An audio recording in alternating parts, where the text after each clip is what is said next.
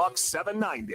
Holy crap. I don't know who the hell we think we are. Get off our show, Idiots. The kids are playing their tail off, and the coaches are screwing it up. Go play intramurals, brother. Go play intramurals. They're supposed to be mature adults, but they're really not. Who's the kid here? Who's the kid here? Are you kidding me? Now here's Nick Coffey. All right, good afternoon. Welcome into a game day edition of Coffey Company. That's right, Louisville basketball back in action today. I hope you really felt some genuine enthusiasm there as I tried to fake it. I'm not excited for the game tonight, but I'm going to watch and we'll see. Is that a record, John? Did I just break the record? Because I gave us a we'll see, and it wasn't even 3:01 yet when I said it. Because we'll see, for those who don't know, and John's aware of this, that's essentially the sign that I have nothing else to say about Louisville basketball. So less than a minute into the show, I was already shooting blanks. Yeah, I feel bad for you because you have the responsibility each and every day, especially on game days, to at least give some sort of thought on something to do with this Louisville basketball team, and you still have 2 months, and it's not a lane I would want to be in. No, you said it best, man. And I was talking to my dad earlier today, and I feel like I've become the caller to my dad, if that makes sense. Like, call. And by the way, I don't mean that was a bad way to say it. Like, callers are great. We love when people call into the show, and we love all of you. But, callers call in because they want an outlet. They want to express things. They want to share their thoughts. And and there's a lot of ways to share your opinion and whatnot now with the internet, social media, all that kind of stuff. But, I call my dad every now and then, and we talk about, life, catch up. I talk to my dad just about every day. And once we talk about Louisville basketball, I feel like he's a host and I'm the caller. And he's like trying to just let me get finished. Finish what you're saying, son. I want to move on from this conversation. I don't want to talk Louisville basketball. Who does? But I was thinking about it earlier, and I said it to him. When it comes to ways to make the show, I wouldn't say it would add entertainment value. I wouldn't even say that it's making it like fresh. But you could really, if you wanted to put time into it, and I'm not going to do it, and I'm not encouraging anybody else to do it. But when it comes to like new ways to talk about Louisville basketball games, because I don't think it's worth talking about like the likelihood of winning certain games. And here's the thing, they're probably going to steal some ACC games along the way. And that would be, better than losing any game, but it doesn't change things in regards to the overall situation. But you could look statistically at Louisville and really like put in perspective just how bad things are. And again, that wouldn't be fun. It would just be another reminder of, where we are. But like, for example, tonight, Miami, they're averaging 85.2 points per game. They are one of the top 12, I think, scoring offenses in college basketball. And Louisville's giving up 75 points per game, roughly, with one of the weaker schedules among Power 6 teams. And it just, it's one of those things where on paper, this could be like Miami, they could score 120 points tonight. I don't think that they will, but this is a recipe for disaster when it comes to Louisville being so bad defensively and Miami being really good offensively. And Pittsburgh, I kind of felt like they showed up to Louisville on Saturday and just wanted to get it over with. They didn't play their second leading scorer. They kind of limped through the game. One of the callers said this, and I don't know if he was doing it.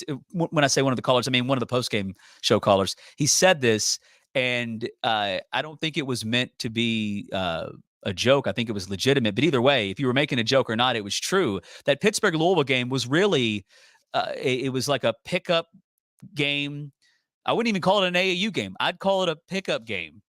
And it was, just a glorified pickup game that was actually on television with announcers and all that because it was so sloppy. But that Pittsburgh team that myself included going into the game thought was probably a little better than their record. No, evidence tells us that maybe they're not. Evidence right now tells us that Pittsburgh's likely going to be one of the bottom tier teams in the league this year because following up their win against Louisville, they lost to Duke by, 22 points, and it could have been a lot worse than that. So Louisville's been shorthanded for a couple of games now, 7 scholarship players. I don't know if that's going to be different tonight. I assume it's going to be the same. And I mean, this could be an all-timer where like you get killed. So I hope that's not the case because, nobody wants that. And for what it's worth, I think with Louisville struggling the way they have been really for the entirety of Kenny Payne's tenure, in recent games, again, Virginia, Pitt, those were both bad losses as far as the margin. And I mean, I don't even think the score at the end of the Pittsburgh game was truly as close. I don't think it was a good reflection of where the game was actually heading towards the end. But my point is this. Those were not close games when it's all said and done. And tonight you're going on the road to play a team that I think is a lot better than both the teams you've already lost to in league play. So let me give it to you once again. We'll see. For those who are new to the whole we'll see thing, like that's whenever I hit this roadblock or I need a crutch, if you will, because I don't really know how to transition. But, I guess I could just say, well, hey, Louisville's going to get their ass kicked tonight, and we'll talk about it on the postgame show. I mean, that's what's going to happen, but I don't know if I just don't feel like that's a good thing for me to say. But anyways, the postgame show will happen tonight. We'll go live as soon as it ends. 7:00 tip on it's on ACC Network. So we'll talk some college basketball coming up here at about 4:30. We're going to be joined by Kevin Sweeney, who covers college hoops for Sports Illustrated. I try every time when we talk to Kevin to get him to give us, some thoughts from an objective place, right? Somebody who's probably, doesn't care who Louisville hires or if Louisville wins or loses. He covers the sport nationally. He does a good job doing it, by the way. But, the name Mick Cronin was the name for the first, I guess, month of the season. Now, Mick Cronin's not really the name. I mean, I guess he could still be the coach, but let's be honest, the buyout makes him unrealistic. But moving forward, I'm curious as far as which name is going to get talked about more than any other name once we get to the realization that, like, all right, because we all know deep down Kenny Payne is very unlikely to get a third year. Well, I shouldn't say that. Let me back up and reword it. We all believe that Kenny Payne is unlikely to get a third year, but as far as like knowing that it's not going to happen, I mean, you guys may have better access than I do, but I mean, I'm just hoping and believing that, they're going to make the right call and move on from this after 2 years. And I'm still going to stay in that space. But again, just to clarify, I don't know that for sure. But national folks assume that. In fact, national folks who cover the sport have they were talking a lot about Louisville right around Christmas because a lot of folks just assumed Louisville was going to use that window of time to move on, and they didn't. So once we get into mid-January, even mid-February, Louisville's not going to be a talking point because they're not going to be relevant in the fight to make the tournament or anything like that.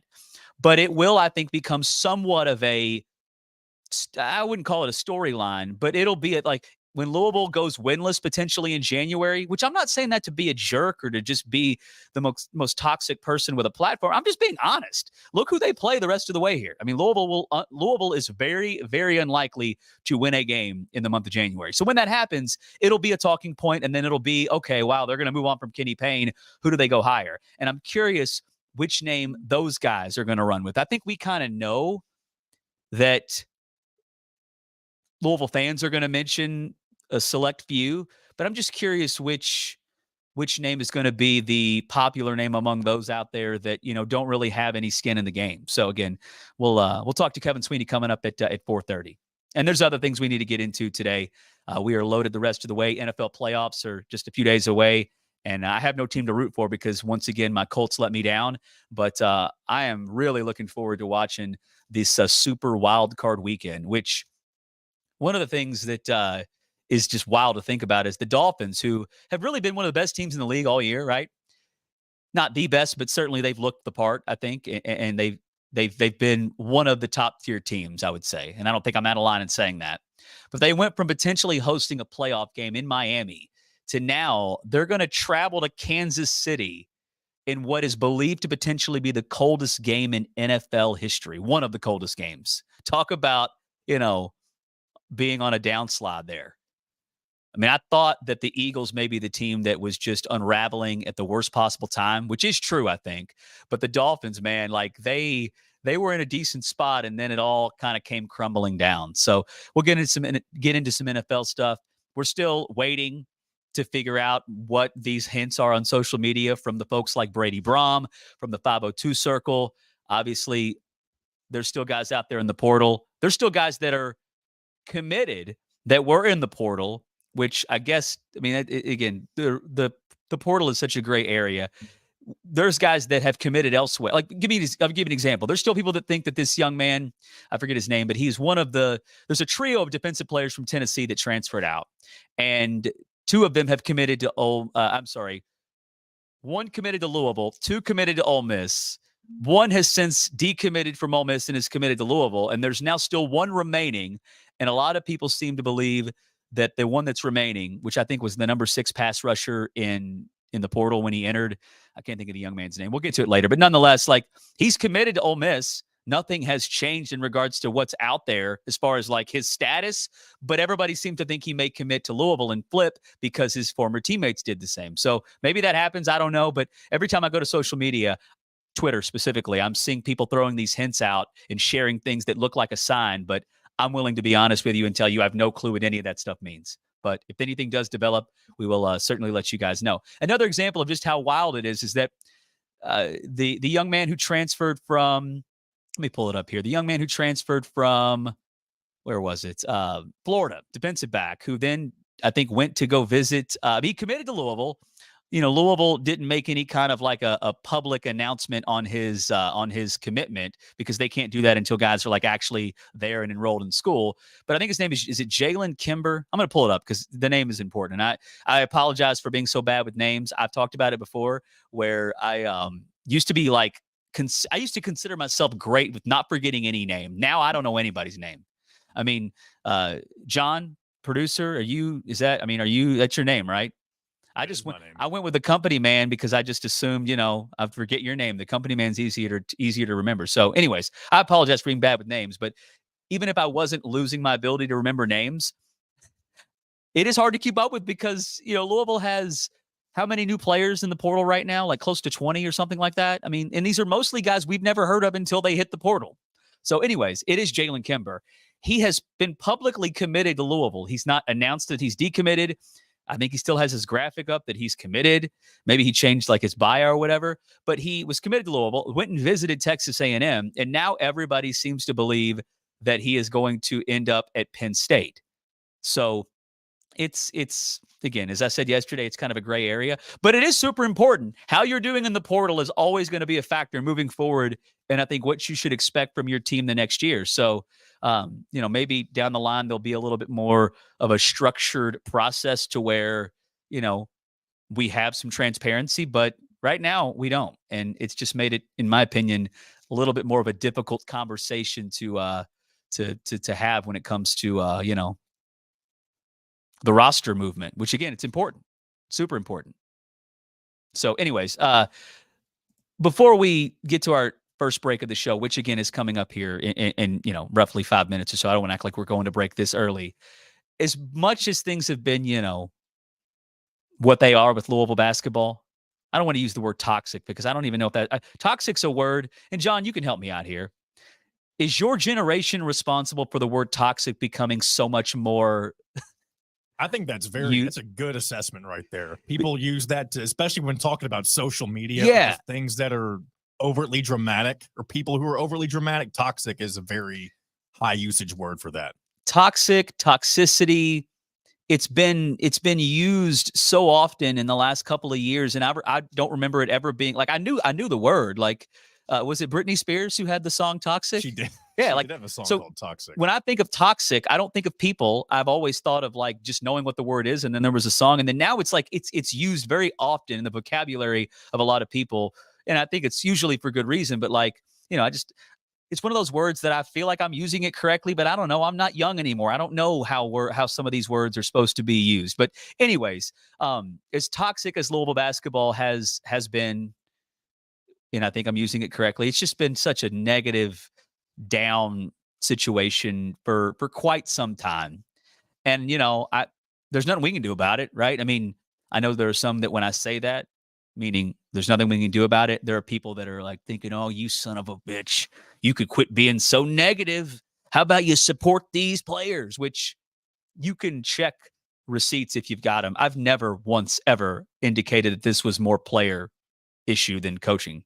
there's been two different teams that I now think have proven that this is a issue at the very top when it comes to the head coach and everything.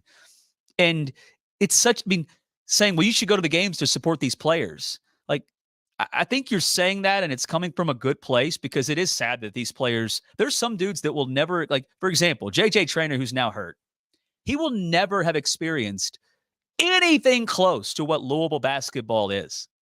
And he will finish his career here at the end of this year if he doesn't apply for a waiver or transfer or something like that. So, like, that sucks for him. But when it comes to, like, people spending their hard-earned money, like, I think you'd also be a little, I mean,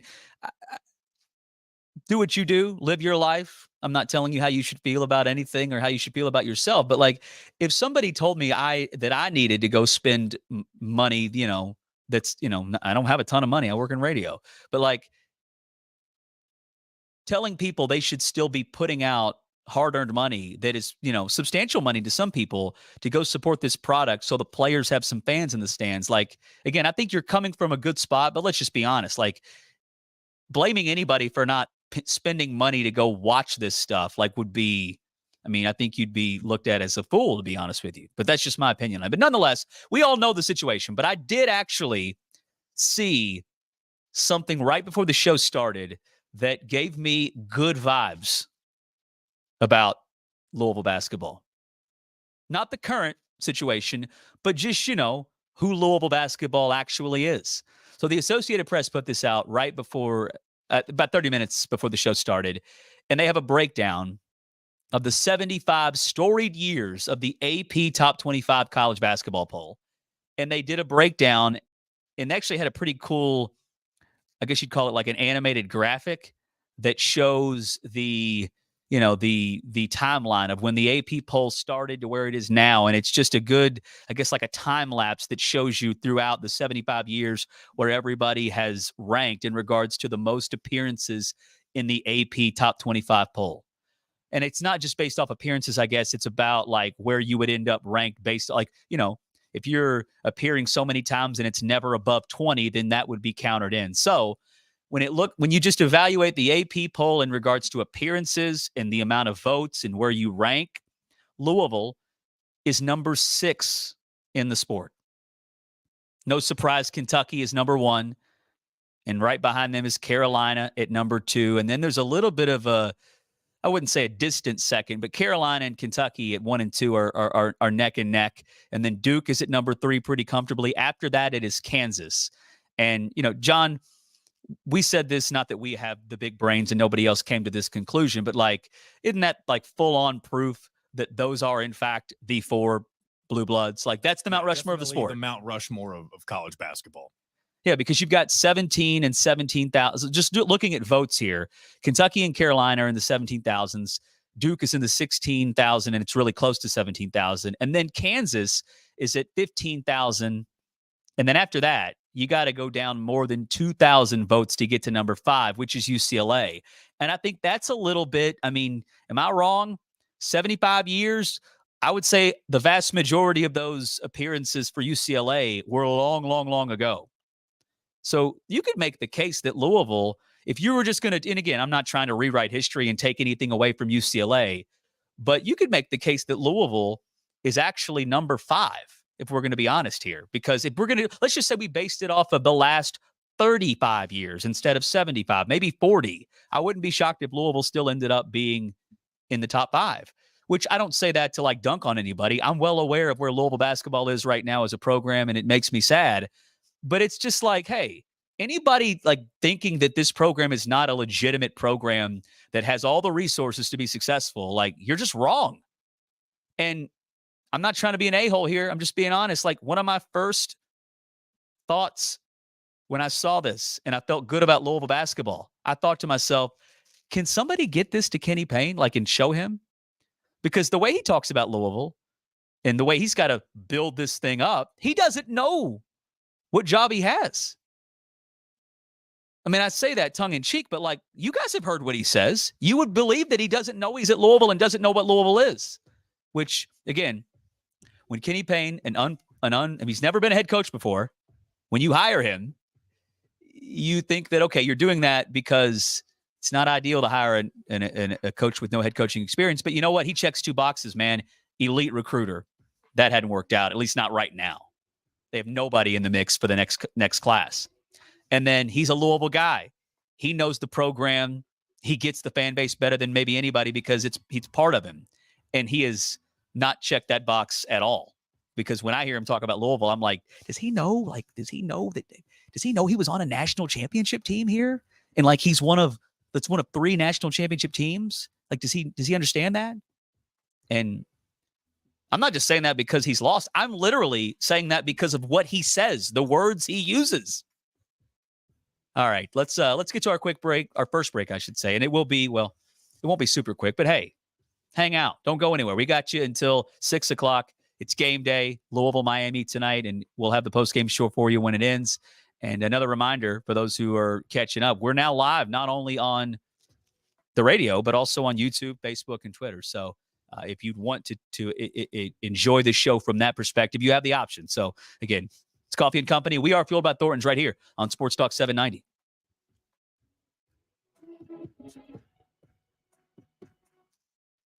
Now, your chance to win $1,000.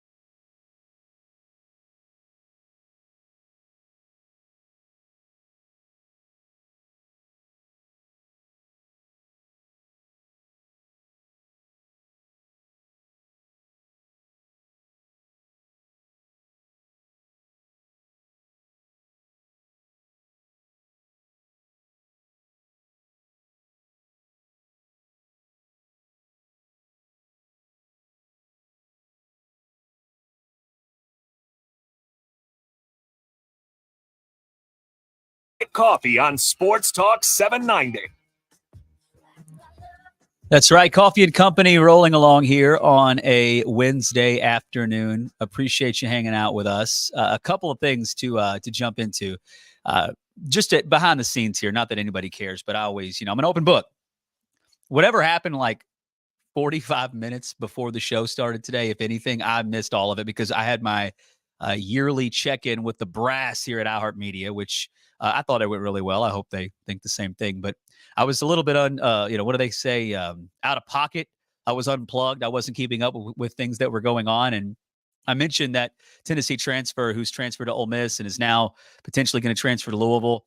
And it's Tyler Barron, who again was the number 6 edge rusher in the portal when he hit the portal, committed to Ole Miss on December 16th. And now there's been this is wild. And I don't know what to make of it. And I may have to lean on the young, youthful company man, Mr. John Alden, to help me out here because do you speak emoji? I understand it enough, I feel like. So I feel like I've got a good grasp of what a lot of these emojis mean, but there's one right now that I don't know what it means. So I'll just tell you what happened. So everybody's just assuming that this kid, Tyler Barron, is going to flip from Ole Miss to Louisville because 2 of his former teammates have done the same thing. And there's been some hints on social media. Well, at 2:43, Tyler Barron on Twitter posted just an emoji, and it's the checkered flag. What does that mean? Because he's in Oxford, Mississippi. He shows his location. So he's already in Oxford at Ole Miss. And then I'm looking at a quote tweet from his tweet that just has the checkered flag, and it's Lane Kiffin with a Brad Pitt GIF that just says K. I have no clue what any of this means. And I'm not quite sure if there's others that are in the same position as me, if there's just something I'm missing. The only thing that I could probably give you an accurate reading on is that the checkered flag more than likely means that he's finished maybe visiting other places and that he kind of knows where he's going to go. And I don't know what the whole Lane Kiffin K thing is, but that's interesting.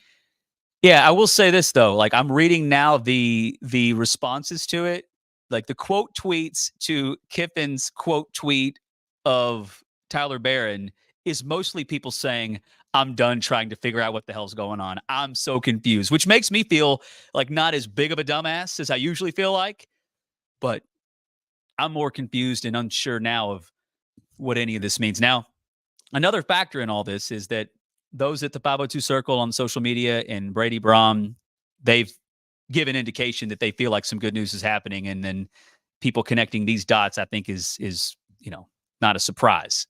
So we'll see what happens. But, and by the way, if you ever want a sign that good news is coming, and sometimes it doesn't happen right away. Sometimes it's, a day or maybe 2 days after the fact. Brady Brom, Jeff Brom's son. I don't know if he's on the payroll. I don't know if he's an official staff member, but he's active in the portal. And I don't know, again, I don't want to act like he's actually, because you could probably get in trouble if you've got, people helping you recruit that aren't on the staff. But nonetheless, Brady Brom is out there, and he's the one who has given us a good indication throughout about good news on the way. And he's still doing that. So fingers crossed, maybe there'll be some kind of like an official announcement update from one side here, whether it be Tyler Barron or, I don't know, Lane Kiffin's. Did you see it, John? You don't have to go searching for it if you don't want to, but like maybe seeing the tweet from, I'll send it to you. Maybe seeing the tweet from Lane would help you get a better understanding, because I just get the sense that it means that he's not going to be like he's done. Like Lane Kiffin kind of trolling a guy that's already committed to play for him. I feel like that would mean that they're no longer together. But again, I'm as clueless as anybody. But I just sent it to you. Check it out. Do some deep thinking, because you're great at that, and maybe you'll come up with some kind of an explanation for this. Because I tell you this, I got nothing. All right, if you guys want to be a part of the show today, you can join us on the phone lines. 502-571-7900 is the number if you want to give us a call. We'd love to hear from you. And you can also get in touch on the text line, 502-653-0790. That is the L&N Federal Credit Union text line. We're going to be more interactive today. Yesterday was a little bit different just because it was our first day on the stream, but we will certainly let you guys be a part of the show. We've already got a loaded text line. We've got comments coming in from YouTube, Facebook, and Twitter, so we will get to as many of those as we can. But just a quick update. Those I don't know if it was worth, I don't know if it was something you all felt like I was going to do, but I did just kind of stop at number 6 in this updated all-time AP top 25 poll for college basketball. Louisville was at number 6, as I mentioned, and I talked about how it's just a reminder that Louisville basketball, regardless of what anybody tells you, is, even with everything going on now, still one of the premier programs in the country, and it's really undisputable. It doesn't mean that that we should for sure know that Louisville's going to be back there. I mean, I hope that that's the case, and I believe that it can be, and I believe that it will be. But I'm just telling you that, like, anybody that would make the case that Louisville shouldn't have high expectations, with all due respect, those people are idiots. That's just a fact. So, anyways, at number 6 was Louisville, as I mentioned. Have you seen this poll yet, John? Or this update yet? No, I haven't. I want to see if you can guess, and I'm not doing this to put you on the spot. I'm just curious because I feel like you'll do really well at knowing 7 through 10. So again, the all-time top 25 poll in college basketball: Kentucky, North Carolina, Duke, Kansas, UCLA, and Louisville. You maybe you don't even have to give me an order, but the next 4 teams that round out the top 10, who you got? I'll say UConn, Villanova. I'll throw Indiana in there. And then, maybe. You got this. Give me the conference. Give me a conference for somebody. ACC. I wanted to say, my mind's going to Syracuse. That makes no sense. All right. So you guessed 4, and you got 2 of them. Indiana is at number 8. Syracuse is at number 9. And you guessed, you guessed UConn. And UConn is at number 17, which is not a bad guess because, again, they're not that far from the top 10. But UConn, Jim Calhoun built UConn. UConn didn't exist pre-Jim Calhoun. All these other programs had a good route, if you will, in college basketball from really the jump. So not a bad guess. And then the other one, did you guess another one that was not in there? I said Villanova. Nova's 13. So you're getting close. But the 2 that you did not guess that are in there is Arizona, number 7, which I think, I'm not speaking for you, but I feel like Arizona is easy to forget because they're West Coast, out of sight, out of mind. Yeah. And then number 10 is Michigan State. That makes sense. I'm surprised Syracuse was in there. I was kind of just shooting out of the dark with that one. Yeah, I mean, Jim Boeheim, I mean, he's been around since, I think, the basketball, the ball was invented. I think he's that old. And he's been at Syracuse. I mean, he was at Syracuse forever. So, like, Syracuse's numbers and, like, Jim Boeheim's, like, resume, I don't really like Boeheim, so maybe I'm just being a jerk because I don't really care for him. But, like, his, like, legacy, it's not like it's awful, but it's purely based off the fact that he coached for 175 years. Like, they had a good run, but, like, he's got 1 title, 3 Final Fours maybe? Maybe he has more than that, I'm not sure. But when I think of Jim Boeheim, I'll always remember, Syracuse, and that's what a lot of people are always going to think of Syracuse as, is Jim Boeheim in that 2-3 zone. But I'm telling you, like, the last 10 plus years of Boeheim at Syracuse was just, they're a team that's going to be on the bubble from, like, January on. They may get in, and if they get in, they're dangerous because a lot of teams don't see a zone throughout the year. So anyways, yeah, I probably should have gotten to the top 10. But anyways, the reason I brought that up is because I, again, firmly am aware of where Louisville basketball belongs in the hierarchy of the sport. And there are coaches. I mean, everybody knows it. Seemingly the one person that doesn't know it and embrace it is our head coach, which is wild considering he's a guy that played here. But that's why I should do this more often. Like, whenever, instead of giving people the we'll see thing, that is the we'll see for me is, I got nothing else to say other than just, giving you the same regurgitated comments on the current situation. But maybe I should just go into, like, default. Like, maybe we should have, like, a button on the board that goes to me telling people that despite, having to talk about Louisville basketball and wanting to talk Louisville basketball, but not really being able to do it without being brutally honest about the situation, I should let people know more often than I do that I do believe whoever comes in here is gonna get this thing turned around quick. I can't guarantee you that. Nobody really knows. But if they decide to make a change, I think the honeymoon is going to be like, let's put it this way, John. And put your big boy ears on because this may be a little, you're not a young child, but like this isn't even something I thought about, but I'm thinking, okay, what's the best example to give to really let people know how great I think the honeymoon can be when they make a change. Imagine both you and your spouse are virgins and you got married and you're waiting till the honeymoon. That's what I think the honeymoon for Louisville basketball is going to be when they hire a new coach, because we're just going to, first of all, you're just celebrating the fact that you're divorced from your previous situation. And then you roll into, oh, wow, we got this coach. He's pretty damn good. He's saying all the right things. He's checking the boxes, right? He hadn't coached a game yet, but man, this is a guy that seems to get it. And he's utilizing all the great resources that Louisville basketball has to kill it in the portal, to have great NIL support. And that alone is going to have people feeling, dare I say, like they've climaxed. I'm not trying to be perverted. I just when I'm thinking of like the best way to really emphasize how great it's going to be when there's a new coach, that's just where my mind went. And I know it makes me seem like a pervert, but I'm just being honest with you. Sex analogies sometimes can coincide with sports analogies. Well Especially said. when we think of success. Well said, because here's the thing. Sex is unanimous approval, right? Who doesn't like sex? I'm sure some like it more than others, but like if there's one consensus thing around the universe that I would say everybody is aware of and knows that it's sex. So maybe that's why my mind went there. But yeah, you're right. Like people can think, okay, now how confident I am that Louisville basketball can potentially be back to where they belong. And I do believe that. I'm not just saying that to say it.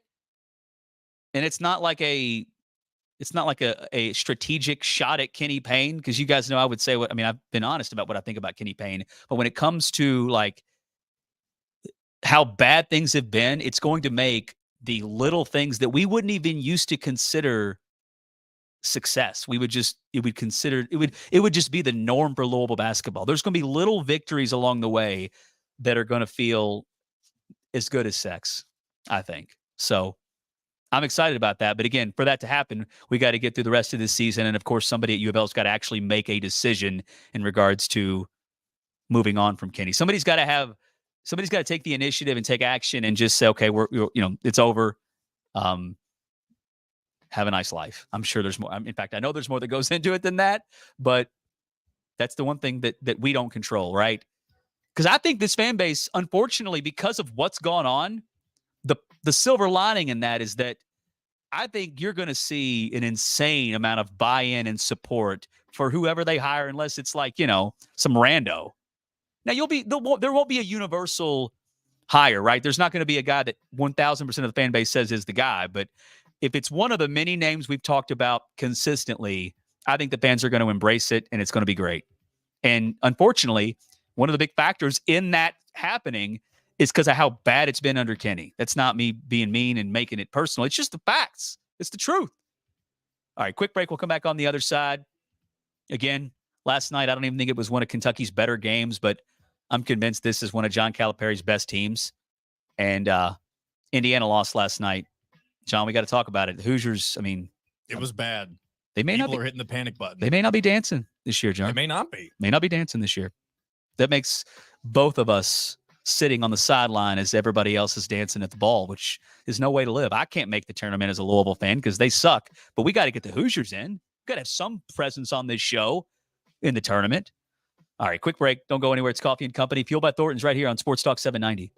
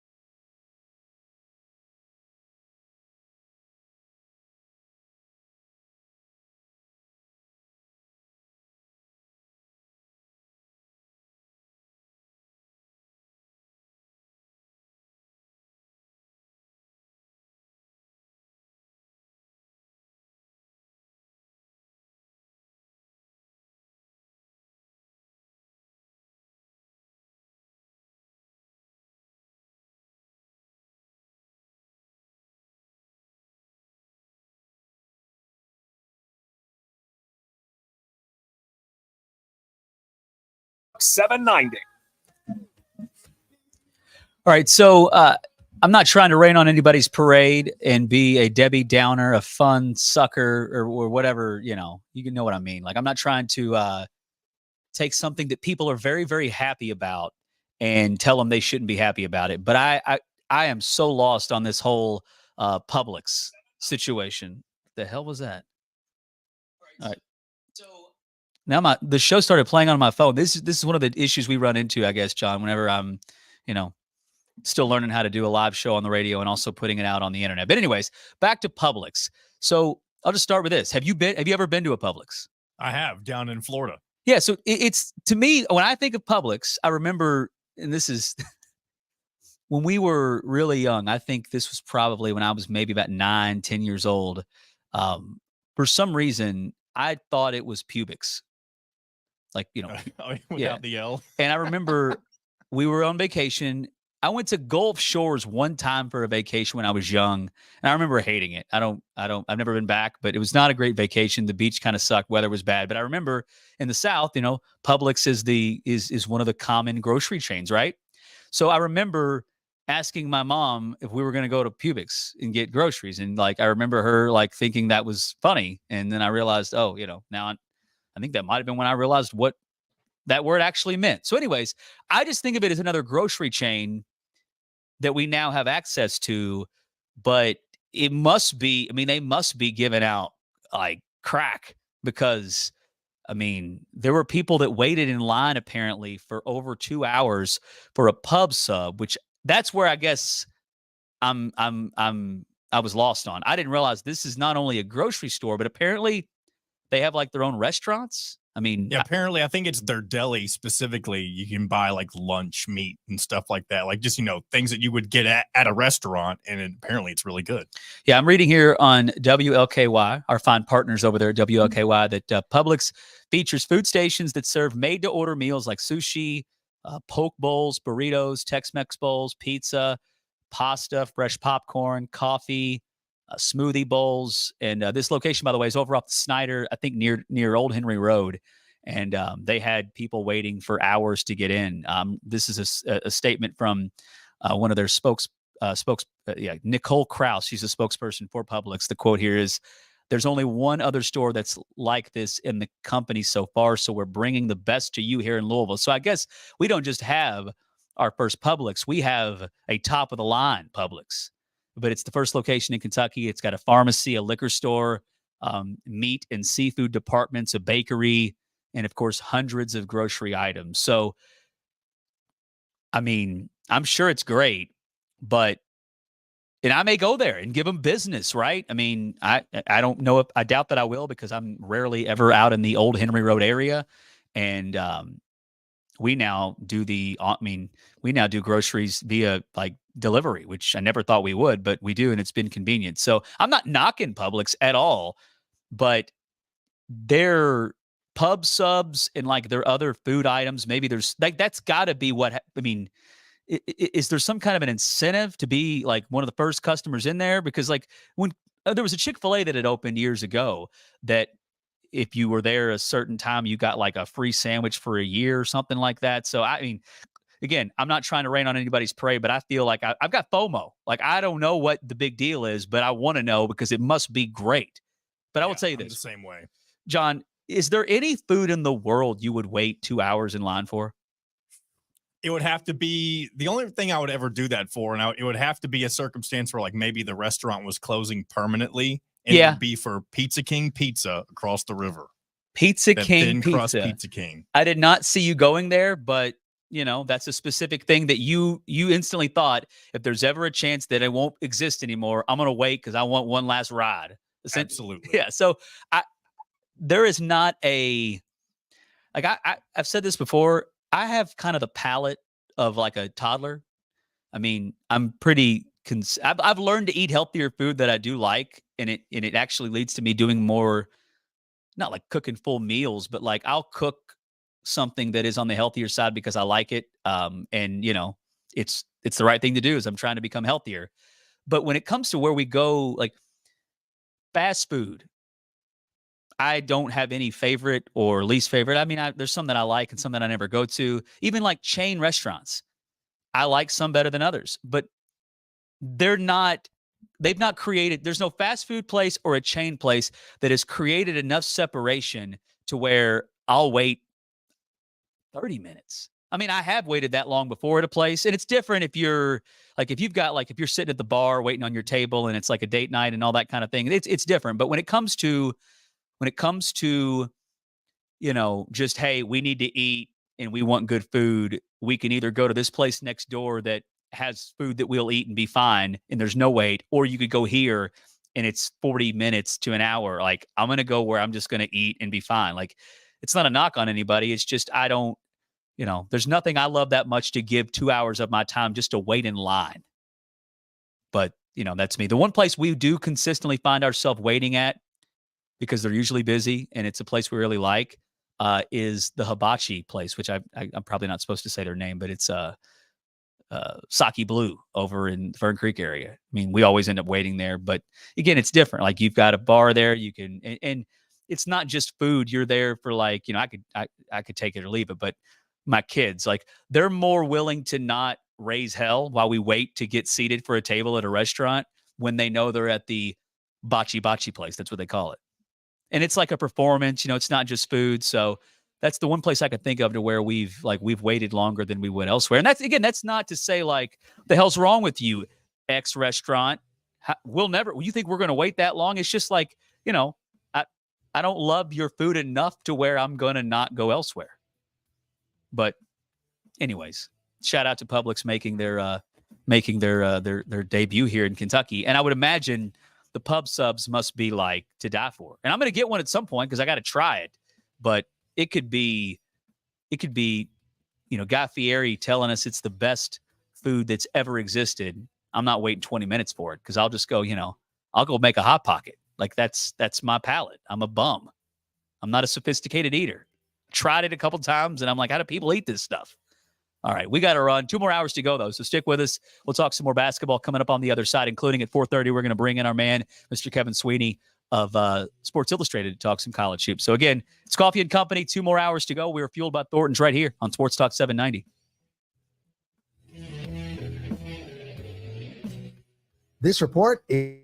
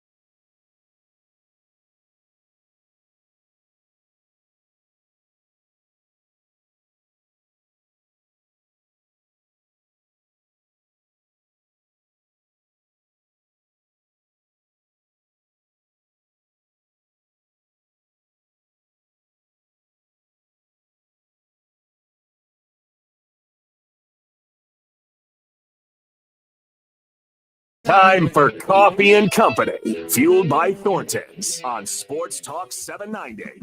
Now here's Nick Coffey. That's right. Hour number 2 here. Coffee and Company, fueled by Thornton's on Sports Talk 790. That's us. Thanks for hanging out. We certainly appreciate it. Reminder, Louisville basketball, they are in action tonight, taking on Miami. I think last I saw they were 16.5-point dogs. Could have changed since then, because I think there's a couple like Nigel Pack has been dealing. I mean, he had some little minor injury, but did finish the game in their most recent win. I think it was against actually no, Miami's coming off a loss to Wake Forest, but they did beat Clemson last week, which was a huge win for them. And then they've got this name I need, and I'm sorry, I wouldn't even try to guess it because it's a unique name, and it's let me see if I can pull it up here. Yeah, so they've got one of probably one of the better players, I would say, in the ACC, who is again, I'm going to make sure I have his name correct because it's a doozy. But, yeah, it is Wooga Poplar. Wooga Poplar is the name. He's a junior, and he's actually been elevated to a much bigger role this year, averaging about 16 points a game for them, kind of filling in as best he can. I don't think anybody team's going to replace Isaiah Wong, who was one of the best players in the ACC, one of the best players in the country last year. But he's been sidelined for, I think, the last – he hasn't played since December 29th, but belief is that he's going to be back tonight. So Louisville minus 16.5. I'm not telling you what to do with your money when it comes to betting, but I would think that this will be a game that Miami wins by closer to 20 plus than 16. So, do with that what you will. But yeah, we'll have the post-game show. So as soon as it ends tonight, we're going to go live right here, reacting to whatever happens, I guess. And each time we've been on the air during the post-game show since the new year started, and we entered January knowing, okay, well, we thought they may pull the plug and use that big long break to make a move, and they didn't. So I just, I talked about it as soon as the year started. How are we going to talk about Louisville hoops the next couple of months? Because we could just do reruns, we could regurgitate and just, acknowledge the obvious, mention some bright spots in play, which we do. Last 2 games, Curtis Williams Jr. played well, really well. Mike James was on fire against Pittsburgh, and those are bright spots. But it's not improvement from the way the program is being run by Kenny Payne, at least in my opinion. I mean, I say it more like it's a fact. I believe it's a fact, but I realize everybody has their own opinion, and you can have that opinion. So it was against Virginia where Corey Alexander really pissed me off and reminded me how much I care about Louisville basketball, because my blood was boiling hearing him just spew nonsense regarding, the program being broken and fans need to be careful how they treat their own because recruits see that. I mean, I'm getting pissed off thinking about it. Such a dumbass thing to say. And just it's just a lie, to be honest with you. But anyways, there was that. And then after the game against Pittsburgh, I'd say the new wrinkle, the new angle that we hadn't really discussed was, the injuries, which are a real issue for Louisville basketball. Are they going to give the administration a pass to keep this thing rolling into year number 3? I hope they don't do that. I don't believe they'll do that, but I don't know. Again, as I've said many times, I'm operating mentally as if this will be the last year of Kenny Payne at Louisville to keep my sanity. I don't know if that's going to happen. I think we all assume that it will, but we're just assuming.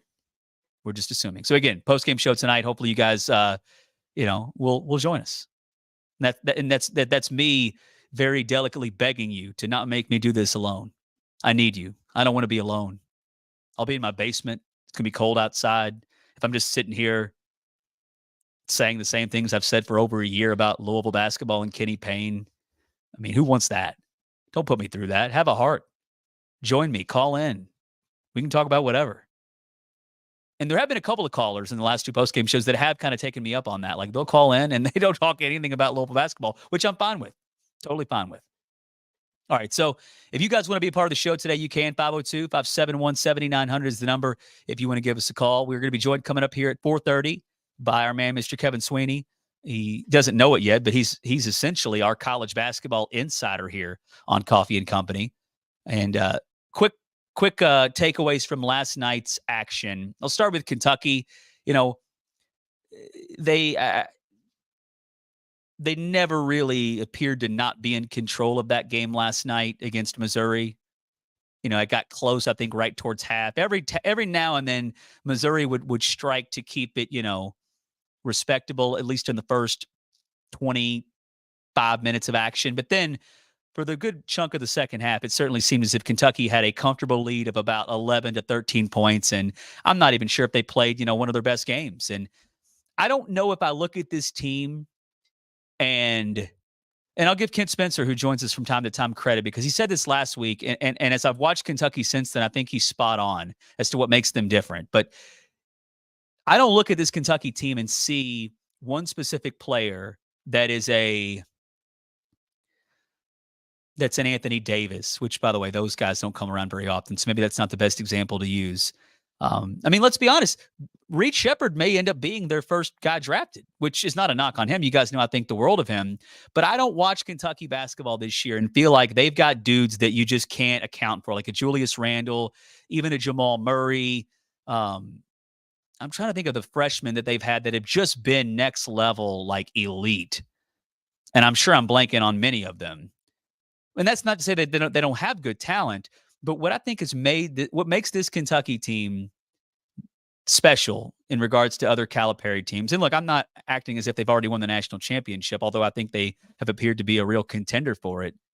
They have options, man. Like, they've got 4 guards that at any given moment could go off for 35 points. That's probably an exaggeration because I'm not sure any of them have ever scored that many points in a game. But, you know, take your pick. Reed Shepherd, Rob Dillingham, DJ Wagner, and Antonio Reeves. Those are all guys that I think would be legitimate, maybe not like all-American caliber guards, but they would be getting big minutes for anybody in the country.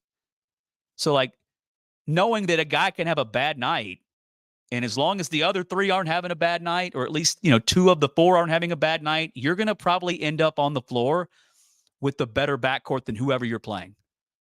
And there are some really good guards out there in college basketball. There's some really good players out there. But Kentucky's different in this way, and this is what we've talked about, is they play faster. They've got speed. I mean, sometimes having speed doesn't mean you're great in transition.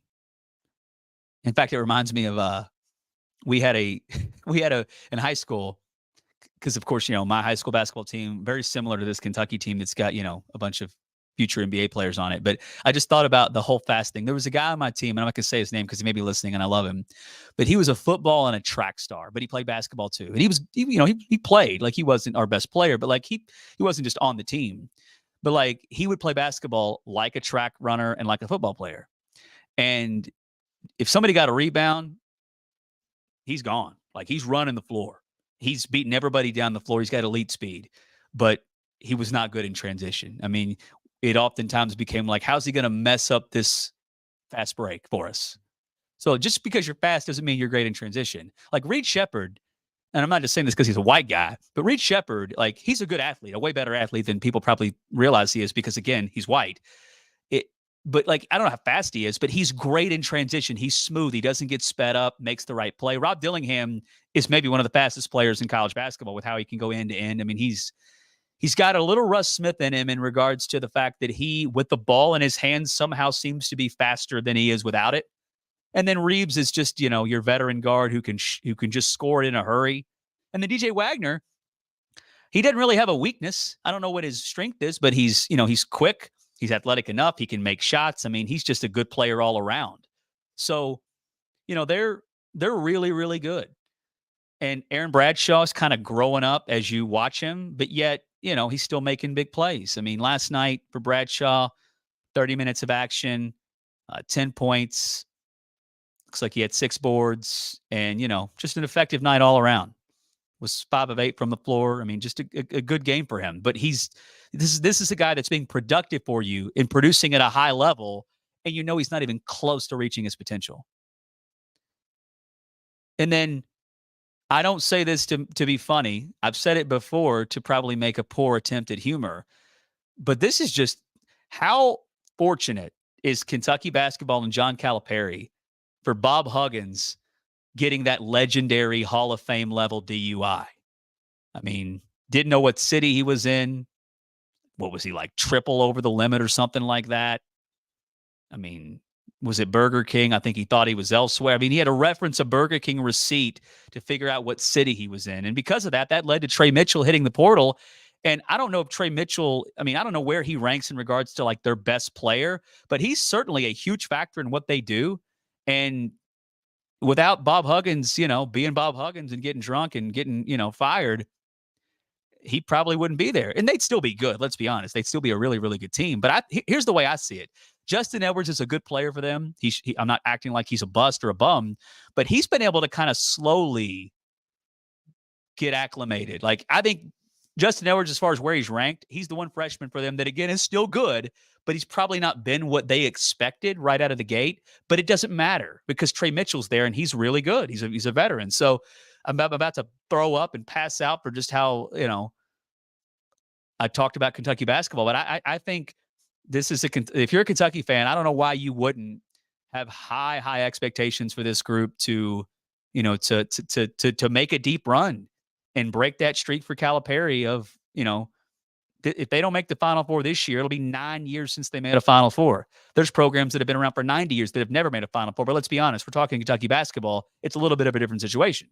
So if I was their fan base, I'd be on cloud nine about this team. And yes, they are young, and that is still something that everybody's going to bring up because it's just true.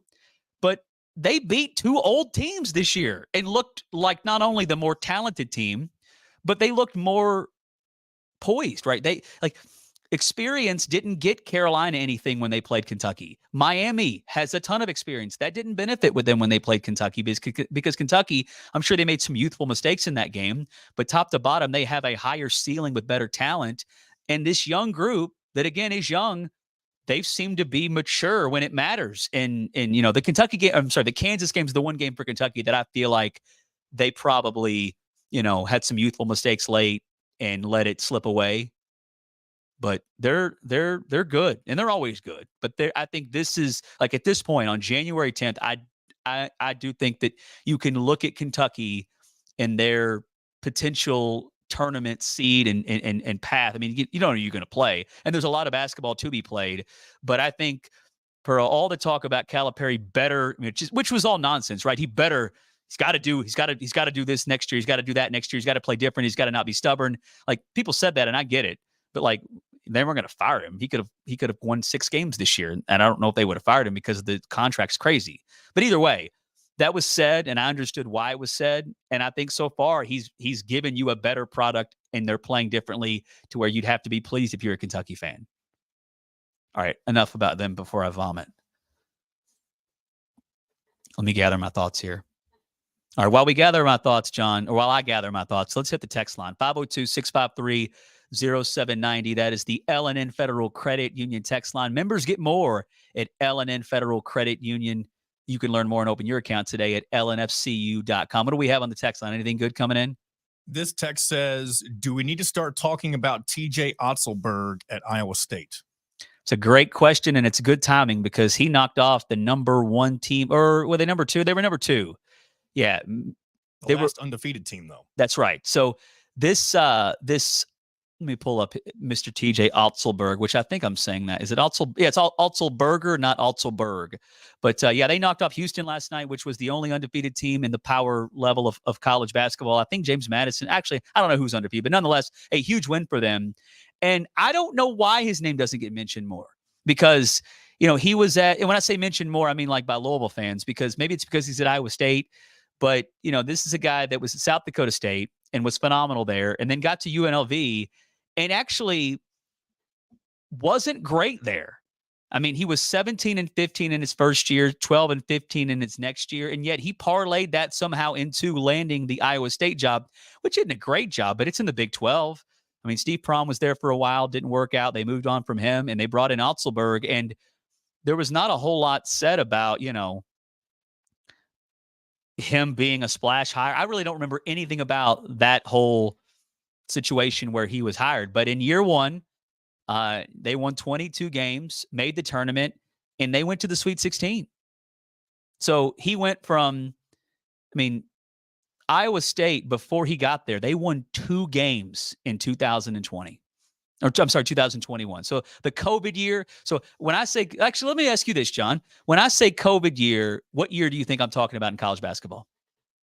2020 to 2021. Same here. So like, because 19 to 20 was when the tournament got canceled. Yes. So like, it was COVID happened. Like, both are kind of the COVID era of college hoops, right? Yes. But the COVID year is the year where they played basketball during the pandemic, and it was a mess. But they went to the Sweet 16. So there cannot be a team that has had a bigger turnaround than what TJ Otzelberg did at Iowa State. They went from 2 wins in the COVID year, 2021, to making the Sweet 16. And then last year, they kind of crumbled late. They kind of fell apart, but they still made the tournament and finished in the top 5 in the Big 12, which was the best league in college hoops a year ago. And then this year, they're 12-3. And let me pull up their actual, because they kind of have a little bit of a weird resume at this point, because they've got wins against, Houston, who was number 1. And by the way, Ken Pom had Houston number 1 when that game was played yesterday, and they're still number 1 right now. They don't have any bad losses. They did lose to Virginia Tech, which is kind of a head scratcher. And I guess prior to beating Houston, they didn't have any other great wins. So I'm not ready to throw him in the mix with the likes of Chris Beard, Jerome Tang, those kind of names as far as who could take over for Louisville. But I can't tell you that I would be against TJ Otzelberg being considered at Iowa State. I think this year will be a big for him as far as what he does. But no, they're top. They're 17 in the Ken Pom, 12-3 overall. Their losses are to a good Oklahoma team on the road. They lost to A&M, who's a good team, not a great team, but they lost to them on a neutral site. And then the Virginia Tech loss is one that I think is kind of a head scratcher. But either way, he's a name that I will say is like on the secondary list for me. Which again, always feel pretentious when I say that, because I don't actually have a list that I'm updating, because I'm aware I'm not going to be involved in the decision-making process for Louisville hiring a coach. But anyways, we'll get back into the coaches a little bit later on, but we will talk some more college hoops on the other side, because we've got Mr. Kevin Sweeney of Sports Illustrated coming on to join us. He is a college basketball insider for us. He doesn't know it yet, but he's going to have to add it to his resume. And of course, he does a great job covering college hoops for Sports Illustrated. So that's next. It's Coffey Company. We are fueled by Thornton's here on Sports Talk 790.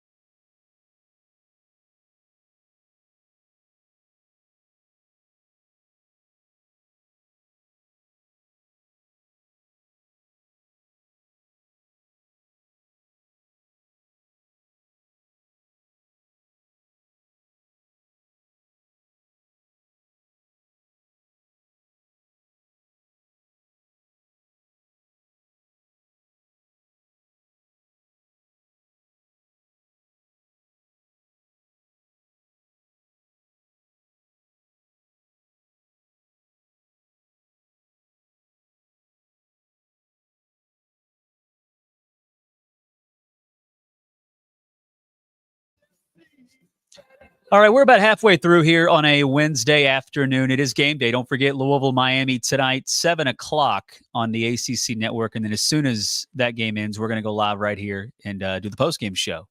So we will, we'll see what happens. I expect Louisville to be outmatched tonight in a major way, and I don't expect it to be a competitive game. And that usually in a different world would mean like, oh my goodness, what the hell's wrong? What happened? How did we get here?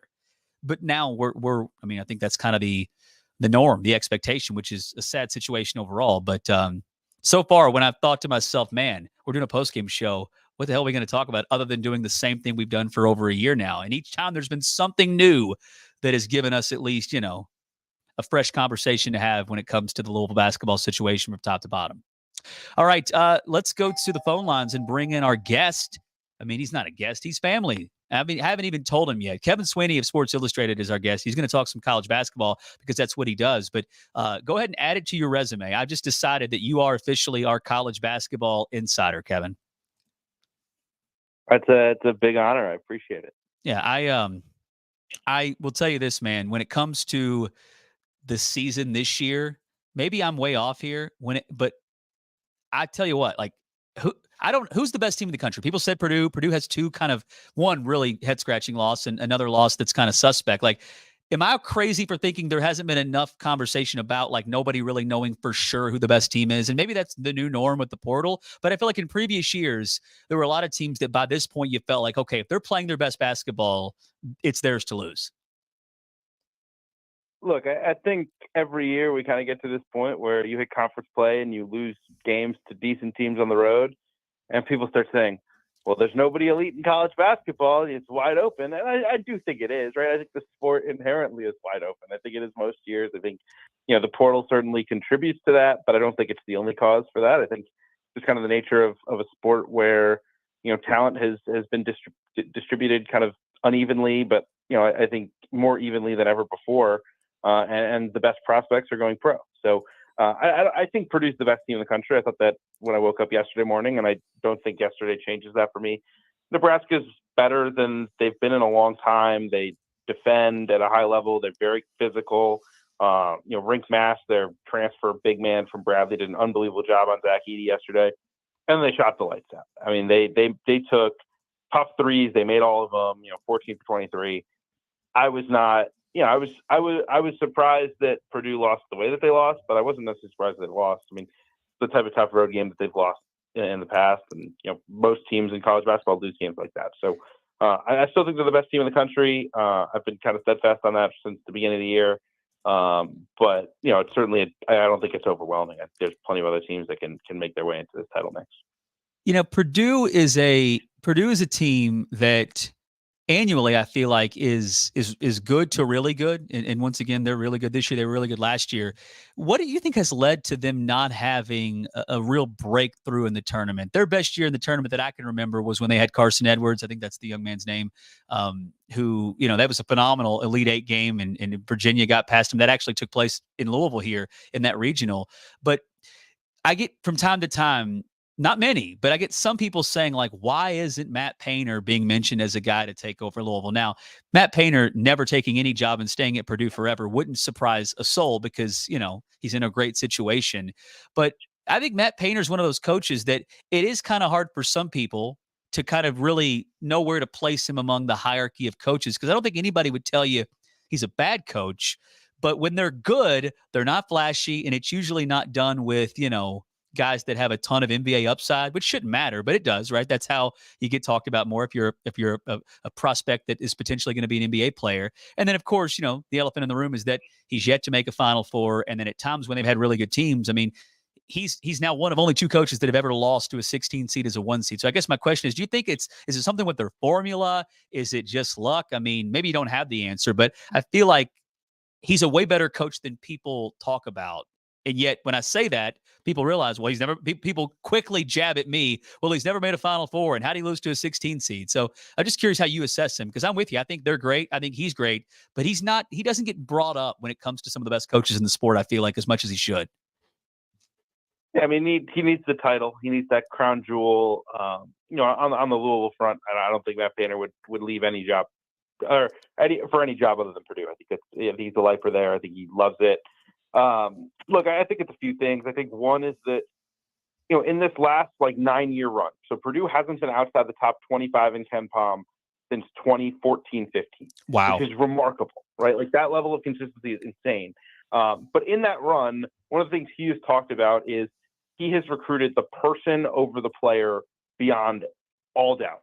He has been so all in on having kids who cerebrally can play Purdue basketball.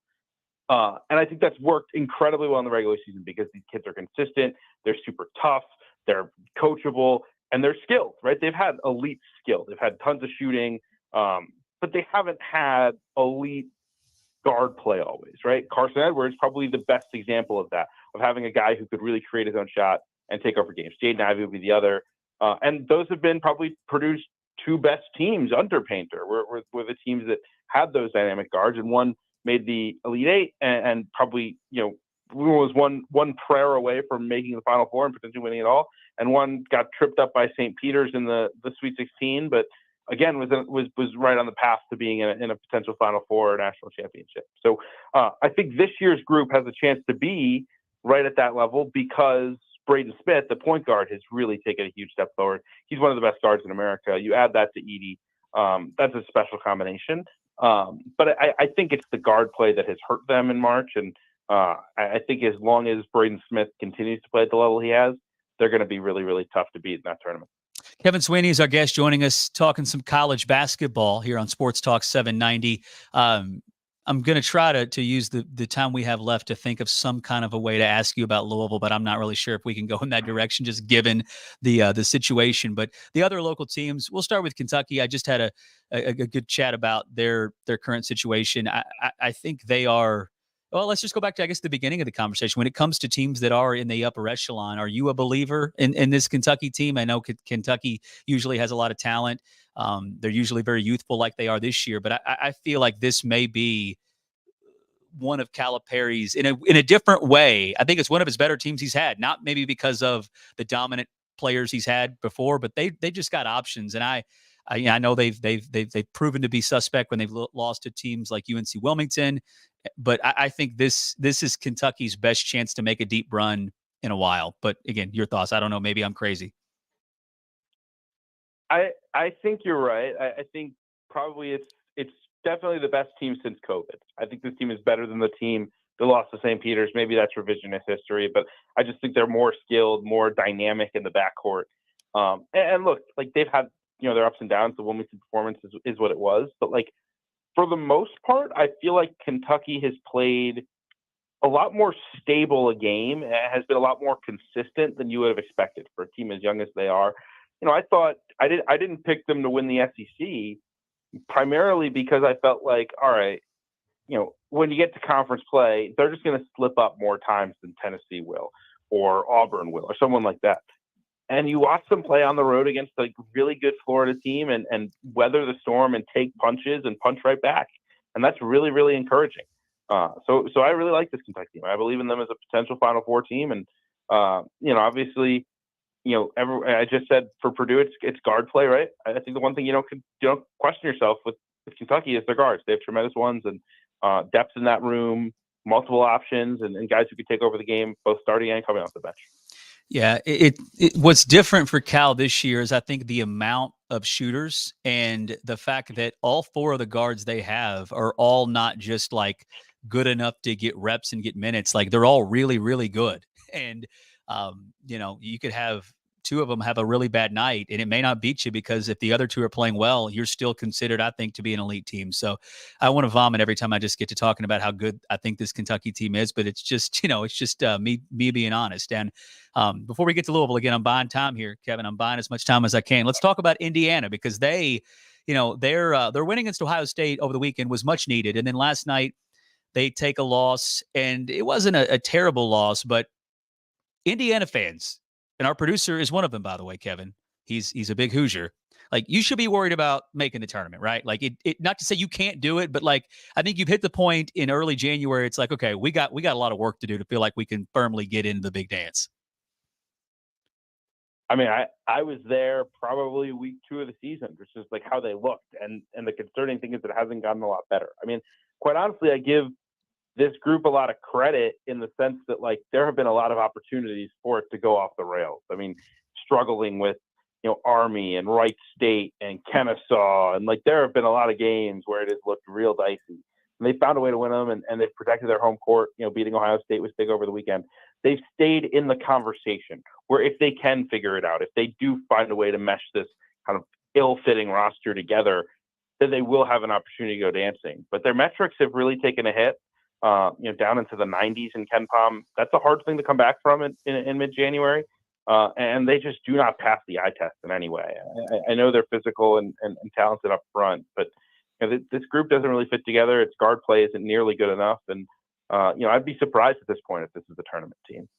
Yeah, I'm with you. And it's not, I think it's not complicated with this Hoosiers team. I think what you said about the guards, it's just quite clear that they're just not, they're not good enough. They barely get by in that department. It kind of seems, and I really like what they have up front with Renew and Khalil Ware. I think those two guys, if you had and this goes without saying because this guy was a sensational talent. But I feel like if you have this same team, but you added Jalen Hood-Schifino, like this team could be maybe not elite, but like they'd be a lot better, which any team with that kind of talent would be better. But they just never went out to do anything close to replacing him, right? I think they thought Xavier Johnson would be a guy that has an elevated role and really thrives. But to me, he's a guy that's kind of always been the same player for however many 10 years or so he's been in college. Yeah, I mean, they believed in XJ. I think they believed in Mackenzie and Baco a little bit more. I mean, he's been up and down like most freshmen, but like, I just don't think that he has been the floor spacer and skill guy that they had anticipated. And look, I mean, Ware and Renew are really talented offensive players, but this Indiana team is really bad on the glass. And for a team with as much size, like we've talked about this with Louisville last year, and this is certainly not at the scale of suck that was. But when you are 6'8", 6'9", 6'10" across the front line, and you're athletic and you have two potential NBA players in your front court, you better be winning the rebounding battle. And they're not. I mean, they're getting killed on the glass at times. And, if you're going to give up what you're giving up from the shooting standpoint, you had better at least have, the physicality and just dominating people on the backboards and hope that carries you across the finish line. They just haven't been able to do that. All right. So here's my question for Mr. Kevin Sweeney when it comes to Louisville. Everybody around, well, not everybody. I can't speak for anybody but myself, but I get the sense that most Louisville fans are under the impression that there's no scenario where Kenny Payne gets a third year. And I've said it many times. I'm of the belief that there's no scenario there's a third year because I want to keep my sanity. Because if I just had to know deep down that this could actually last longer than it already has into a third year, I would just cry. But you are somebody that does a great job covering, and I'm not just gassing you up because you come on the show. You do a great job covering the sport. All your colleagues or all those in your industry speak very highly of you. But if, in fact, Louisville decided to keep Kenny Payne for a third year, and let's just say they only get 2 more wins and they finish with 7 wins, would the reaction from, again, I know you can only speak for yourself, but I feel like that would be a real sign that Louisville doesn't take basketball as serious as they once did and that they're not what they once were. I know that sounds like an exaggeration. It sounds like a big stretch. And again, most assume he's not going to lose the job. But if this thing is anything, if this thing is, let's just say they win 10 games and they still do a third year of Kenny Payne, I feel like folks like yourself, and you can correct me if I'm wrong, would look at Louisville and think, wow, this is not what Louisville used to be and maybe never will be again. I'm not going to say we'll turn into DePaul or anything like that, but to keep this going on for a third year would be alarming, I think, nationally for people and say, this just doesn't make sense. Yeah, I agree with that. I mean, it would have to be a pretty substantial turnaround for it to even begin the conversation, in my opinion. Look, I'll say this. I think the thing that separates, as much as anything, that separates good basketball jobs from great basketball jobs is like an investment and a tireless commitment to winning, even when it's sometimes irrational, right? I mean, I think of like Nebraska football as a good example of this, right? Like they fired Scott Frost mid-season and I think cost themselves $7 million by not waiting a month. I mean, it's just insane. Like any rational actor would be like, well, this doesn't actually improve anything. but you spent irrationally to prove to people that you care. So much of college athletics is proving to people that you care more than everyone else. And I think Louisville not firing Kenny Payne that's really why you would fire Kenny Payne mid-season. It's to prove to people we care very seriously about winning in basketball, and this is not okay. I think allowing him to coach a third season without some drastic turnaround would be a pretty clear sign in the opposite direction that you're okay with this, and that can't happen, right? Like from an athletic department, down, like you cannot allow there to be a perception that you're okay with the status quo here, and that's why I think the move is inevitable. And perception matters. Perception's reality, and it was really refreshing to hear. And when I say an outsider, Kevin, I just mean somebody that's not as plugged, just not around here as much. But you clearly know where Louisville belongs in the hierarchy of the sport, and you're right. Had they made a move mid-year, it would have simply been just to say, look, we're Louisville, and this is not it, and we want to remind people that we know this is not it. And those that say it was about saving money or it was about the interim coach, who would it be? Would it be any better? I think if they do make if they get a hire that is of the many names Louisville fans are discussing, and not to say that it doesn't matter who it is, but if it's in that tier, in that class, the fans are going to be excited. Louisville's got resources for a good coach to really thrive. I'm just hoping that ends up happening. But, are you hearing anything? Again, I'm asking this genuinely. Like, there's nobody out there in your industry that believes Kenny Payne's going to get a third year, right? Not that I've spoken to, doesn't mean they don't exist.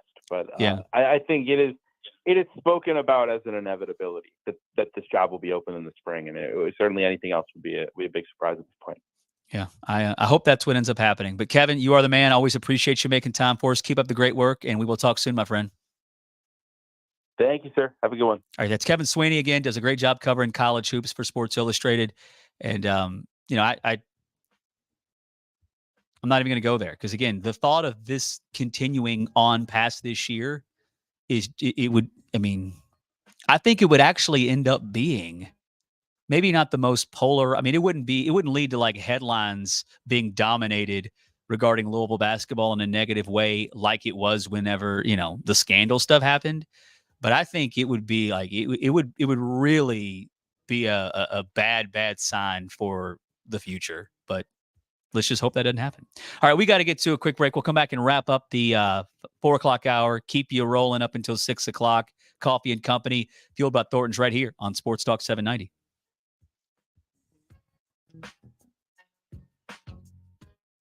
Now, your chance to win $1,000. Enter this nationwide keyword on our website. Don't forget to mute yourself. That's pay. Enter it now. Enter the keyword now at 7.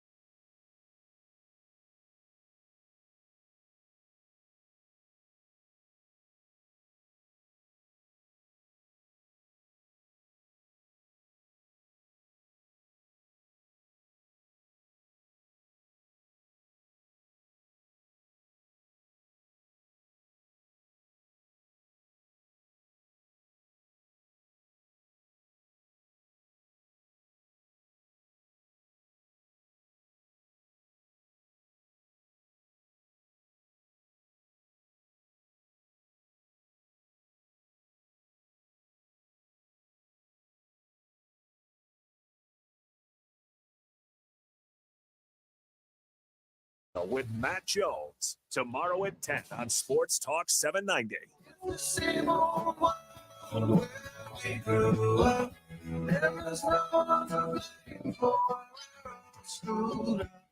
You're listening to Coffee and Company with Nick Coffey on Sports Talk 790. All right, we don't have much time at all here to finish up the 4 o'clock hour. So what we're going to do is go to the phone lines. 502-571-7900 is the number if you want to jump in and join us. Not been as interactive as I assumed we'd be today, but that happens from time to time. Just get to rolling. But we still have another hour to go after this. But again, for the remaining time we have left here, let's hit the phone lines. 502-571-7900. Let's go to, who is it, John? I forgot already. We got Jeff on the phone. Jeff, what's happening, my man? What's going on, Mr. Coffey? Hey, a couple of things. First thing, John, the Pizza King on Charlestown Road in New Albany, absolutely an elite level establishment. The train bringing you the drinks, man, it's a staple of the community. And when that place goes, the city of New Albany will go too. But one question I've got for you, Nick, I've been seeing a lot of rumblings about Louisville moving to a smaller arena, similar to, I guess, what they're calling the barn at Baylor. What do you think about that? I don't really see a reason to ever do that. I mean, Baylor just now recently became decent. What do you think about Louisville moving to something like that? I'll hang up and listen. Thank you. I appreciate the call. I will say this.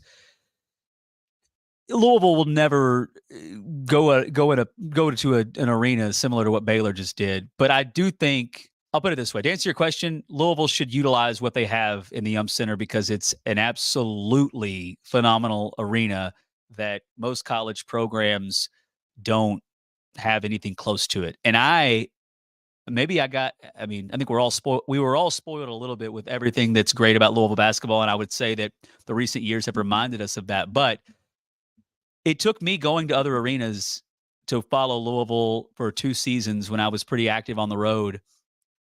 And there are good programs that don't have what we have, meaning the facilities in the state. I mean, it feels like an NBA arena.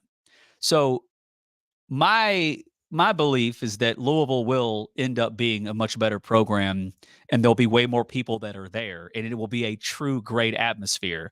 But what I hope people, if that happens, what I hope people understand is that you can be a 17 to 18,000, in attendance in a 22,000 seat arena and not look around like what happened. Things that people don't go to games like they used to. If the Yum Center was ever going to be renovated, it would be renovated with fewer seats. I don't really know how they would do that, but they're making stadiums like the Yum Center, arenas like the Yum Center, smaller than they used to because of obvious reasons. It's more about making it nicer. It's more about making it, suite level kind of stuff and making it, you don't need as many seats anymore. You just don't. So to answer his question, Louisville should never do anything other than utilize the Yum Center. And it should be a priority to make sure you have a great product to where people come to games. And this year, it's kind of a lost cause right now, but I think if you get, if everything plays out the way I've described that I hope happens, meaning they hire a guy that everybody's going to buy in on because you just know it's better than what we have, and this coach embraces everything that Louisville offers, and you've got a portal class, you got freshmen coming in, you've got a guy that's saying all the right things, the energy, the enthusiasm for Louisville basketball will be there to where you're going to get crowds that are closer to 20,000 than 10. And you may still have people that say, Louisville's broken because they're not sold out. It's not 22,000, but that's just not where we are right now. Same thing with football, right? Like Louisville football will have close to full capacity when they play teams like Notre Dame, when they play Kentucky, and when they're good against good teams. But when they play some, bums, it may not be close to full, and that's not a problem. That's just where we are. That's not an issue for the university. That's the way I see it. All right, we got another hour to go. Stick with us. It's Coffee and Company, fueled by Thornton's right here on Sports Talk 790.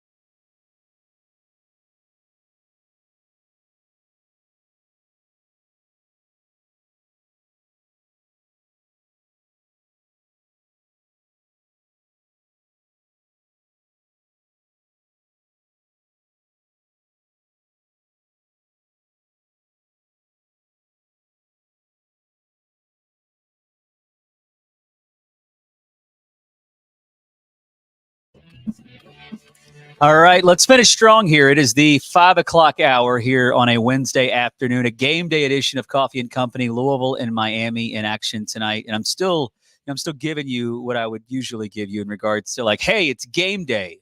Let's be excited. We've got the post-game show that will follow. We'll go live as soon as it ends, and I'll react to whatever it is that happens. And then hopefully there's some things that happen along the way that really don't have anything to do with the play on the floor that gives us content. I mean, that's really what it's all about. So again, we'll be live as soon as it ends tonight. And you guys have come through every single time, right? Because I oftentimes, and this is probably not something I should share, but I'm an open book. I'm just being honest with you.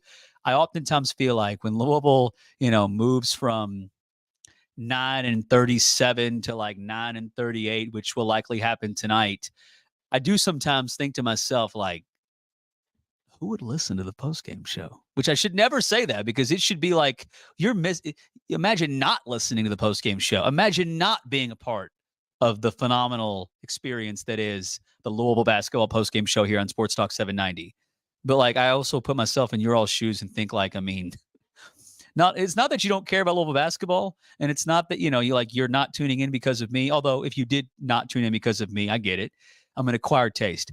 But I mean, what would you expect to get from it? And I was talking to our bosses here at iHeart in our our annual call to kind of go over things, meeting, and we were talking about the postgame show and just talking Louisville basketball and how it's just wild that here we are in the biggest market in the country for college basketball, which is Louisville. And Louisville is still, again, a huge brand, a huge program, but just they're dead right now, essentially. And hopefully they'll be back soon, and that would be great. But we actually have a lot of, I mean, I don't say a lot because a lot can be viewed differently by other people, but like the listenership and the interaction has been really, really strong. And that's not so surprising because for the most part this year, the meltdowns were early, right? Like when you lost to Chattanooga, when you lost to Arkansas State, like that's it. Like you can tell that's going to be like, all right, everybody wants to just express frustration. Like there were moments throughout earlier this year where that was the breaking point for people, where they were like, all right, I've had enough and I want to vent. And we really, really love that you do that. However, there's a lot of people who are inclined, like anytime Louisville loses, there's a humongous fan base in this state. You may know who I'm talking about. They wear blue.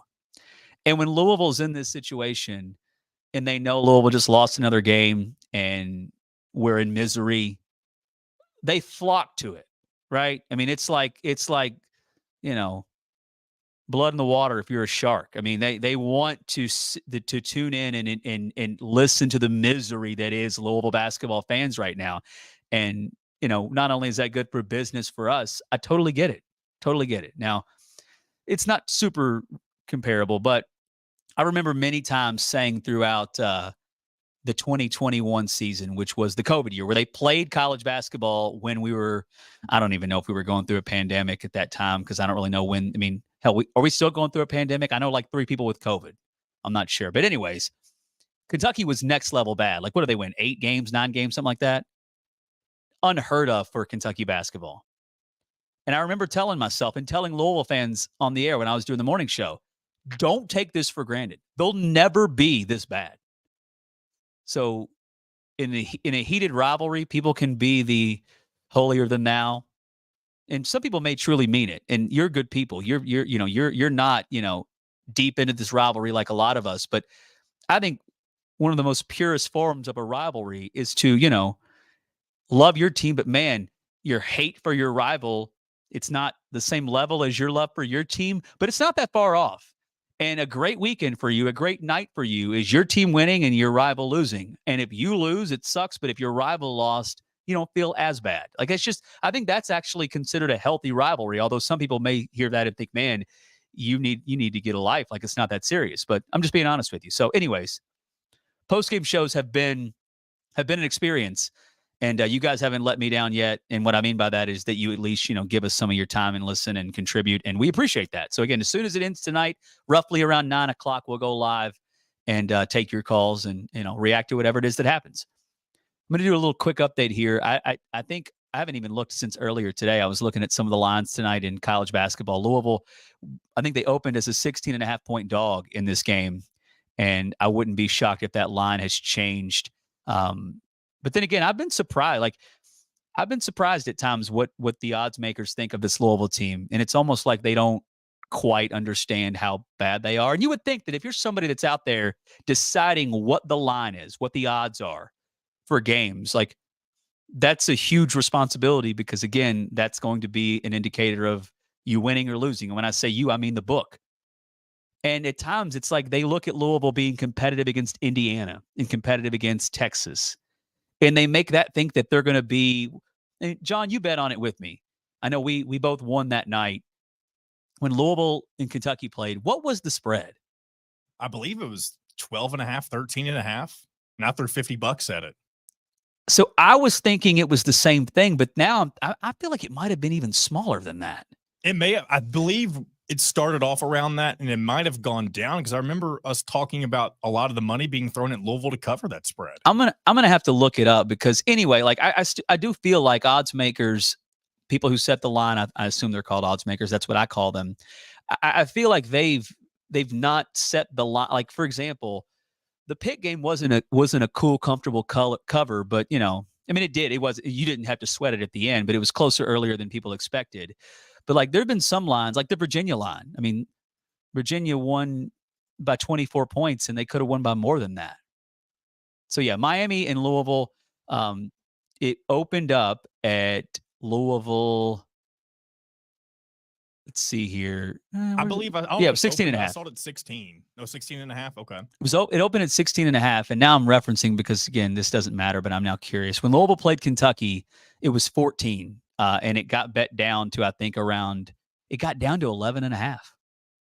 So that's crazy that anybody would watch Louisville and think that would be a closer game because of the terrible matchup and that the fact that they're just not nearly as good as Kentucky. So, tonight you've got a spread that currently sits at, let's see here, right now as we speak, according to the FanDuel Sportsbook, Louisville, it's still 16.5. So it hasn't changed. And maybe if it did change, it's now back to what it opened up as. But right now there's Norchad Omier is their big, who's been great. He's dealing with an ankle. Nigel Pack, also an ankle. And those were both injuries that occurred in the game against Wake Forest, which they lost in overtime. Miami did. But both those guys, unless I'm completely wrong here, I'm pretty sure both those guys came back and played. And then Wooga Poplar is their other guy. And I don't mean to say that name like I'm mocking him, but Wooga Poplar's a name. It's certainly a different name than most. But nonetheless, they've got their three best players, Wooga Poplar, Norchad Omier, and Nigel Pack, are all listed not as like doubtful or out or even questionable, but they're monitoring injuries. For example, if you look at the injury report, they've got J.J. Traynor, Trey White, Emmanuel Okorafor, and Dennis Evans listed. So it's really just a track record of when guys have an issue that they're dealing with. So on Monday, Omier and Pack were guys that they were monitoring it. But I think they're all expected to play tonight. Even Poplar, who's been out since I think the end of the calendar year. So this could be a really, really ugly game. And we've said that before.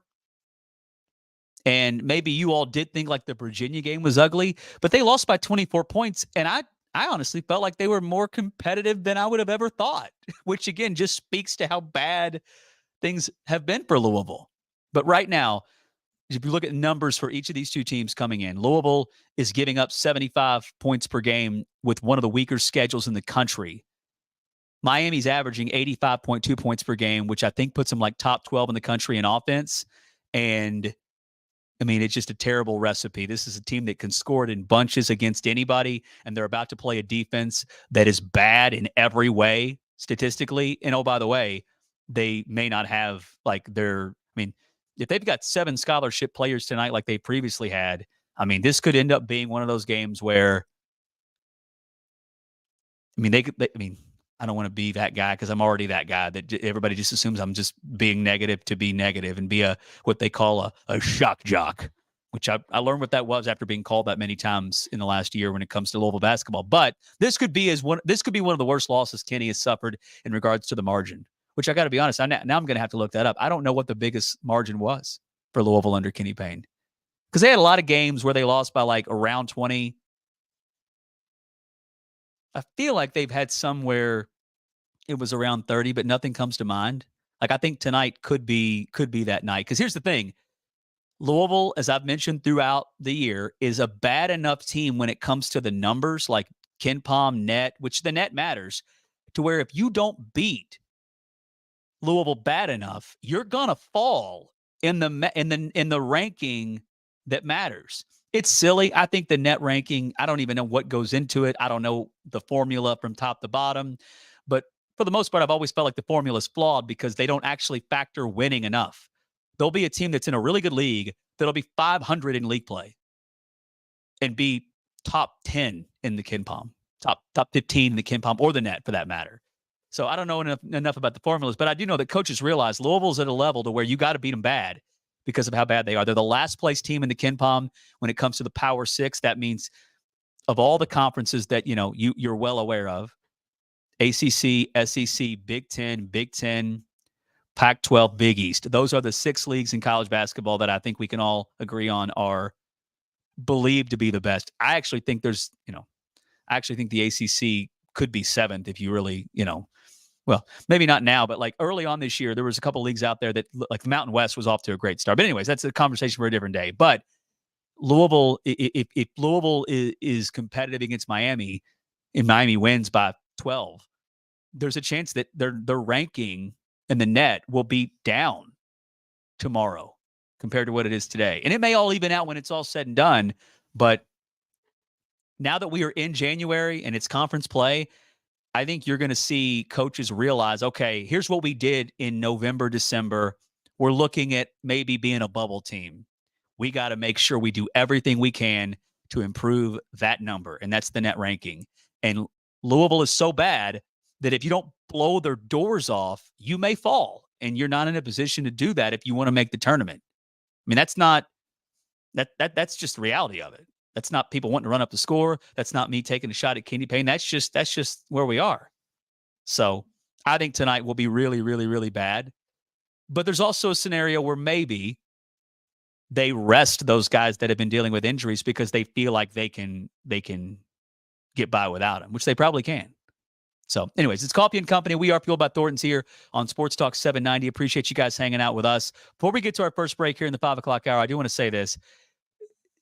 I'm not telling you guys anything you don't already know, but it's nice to have this reminder, okay? Because when I heard Kenny Payne talk about Louisville after the Kentucky game, I mean, I can't say I was surprised, but I was in disbelief briefly.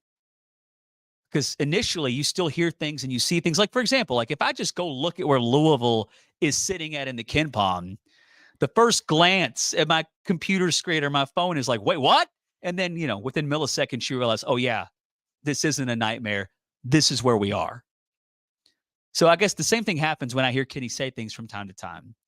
But when Kenny acted as if like there's no scenario Louisville would ever have one player the caliber of what Kentucky has this year, again, instantly I'm like, wait, what? And then, you're not surprised because Kenny says those kind of things. Kenny doesn't seem to understand that he's at Louisville. He believes that the program was broken and he's trying to fix it, which is nonsense, which actually, not to get too deep in like the mental aspect of it, but how successful do you think Kenny can be as a coach here if he's always just believed that everything's broken and that nothing was his fault? I mean, these guys from top to bottom operate as if like this was all inevitable. What are you going to do? There's no fire. There's no edge because the head coach is under the impression that no matter what he does, not his fault. Because he inherited some broken mess, which is a lie. It's nonsense. So Kenny still talks about brick by brick. I mean, he said that after the loss to Pittsburgh. And again, he doesn't seem to understand that Louisville should be able to go out there and get some of the best players in the country because you know what? It's Louisville, and there's no cloud anymore. They have great support, resources to where they should be super competitive in the portal with NIL and recruiting and all that. It's Louisville, and we all know that. But when you hear your coach talk about Louisville the way he does, you start to think like, wait, is this the Twilight? Like, what is this real life? Is this Twilight Zone? So we all know this. And today I got a nice reminder. Maybe it was the basketball gods looking out for me, the timing of this article, because the AP put out the top 25 college basketball poll in the entire 75 years of the AP poll existing. And Louisville comes in at number 6. That's 75 years of where you stand objectively among voters who assess the sport on a week-by-week basis. Number 6. So I needed that. I needed to see that. I knew it, but I needed to be reminded because when I look at the product on the floor and I hear the coach, without those reminders, I may forget what Louisville basketball is and can be once again. So I still believe that when they do make a change, this thing's going to take off like you've never seen before because we're all so, I guess starved is the right way to put it. Like we're all starving for this thing to be anything other than it is now. And a coach that you get in here that is capable, is qualified, he's going to utilize everything here. And that's why he came here, because he knows it's Louisville. And this thing will get back to where it belongs. But until then, we sit in this. And that's not fun. All right, we'll have some fun the rest of the way. That seemed like a really serious and sad way to end the segment, but we got some more time left in the 5 o'clock hour. Let's have some fun. It's Coffey and Company. We are Fueled by Thornton's right here on Sports Talk 790.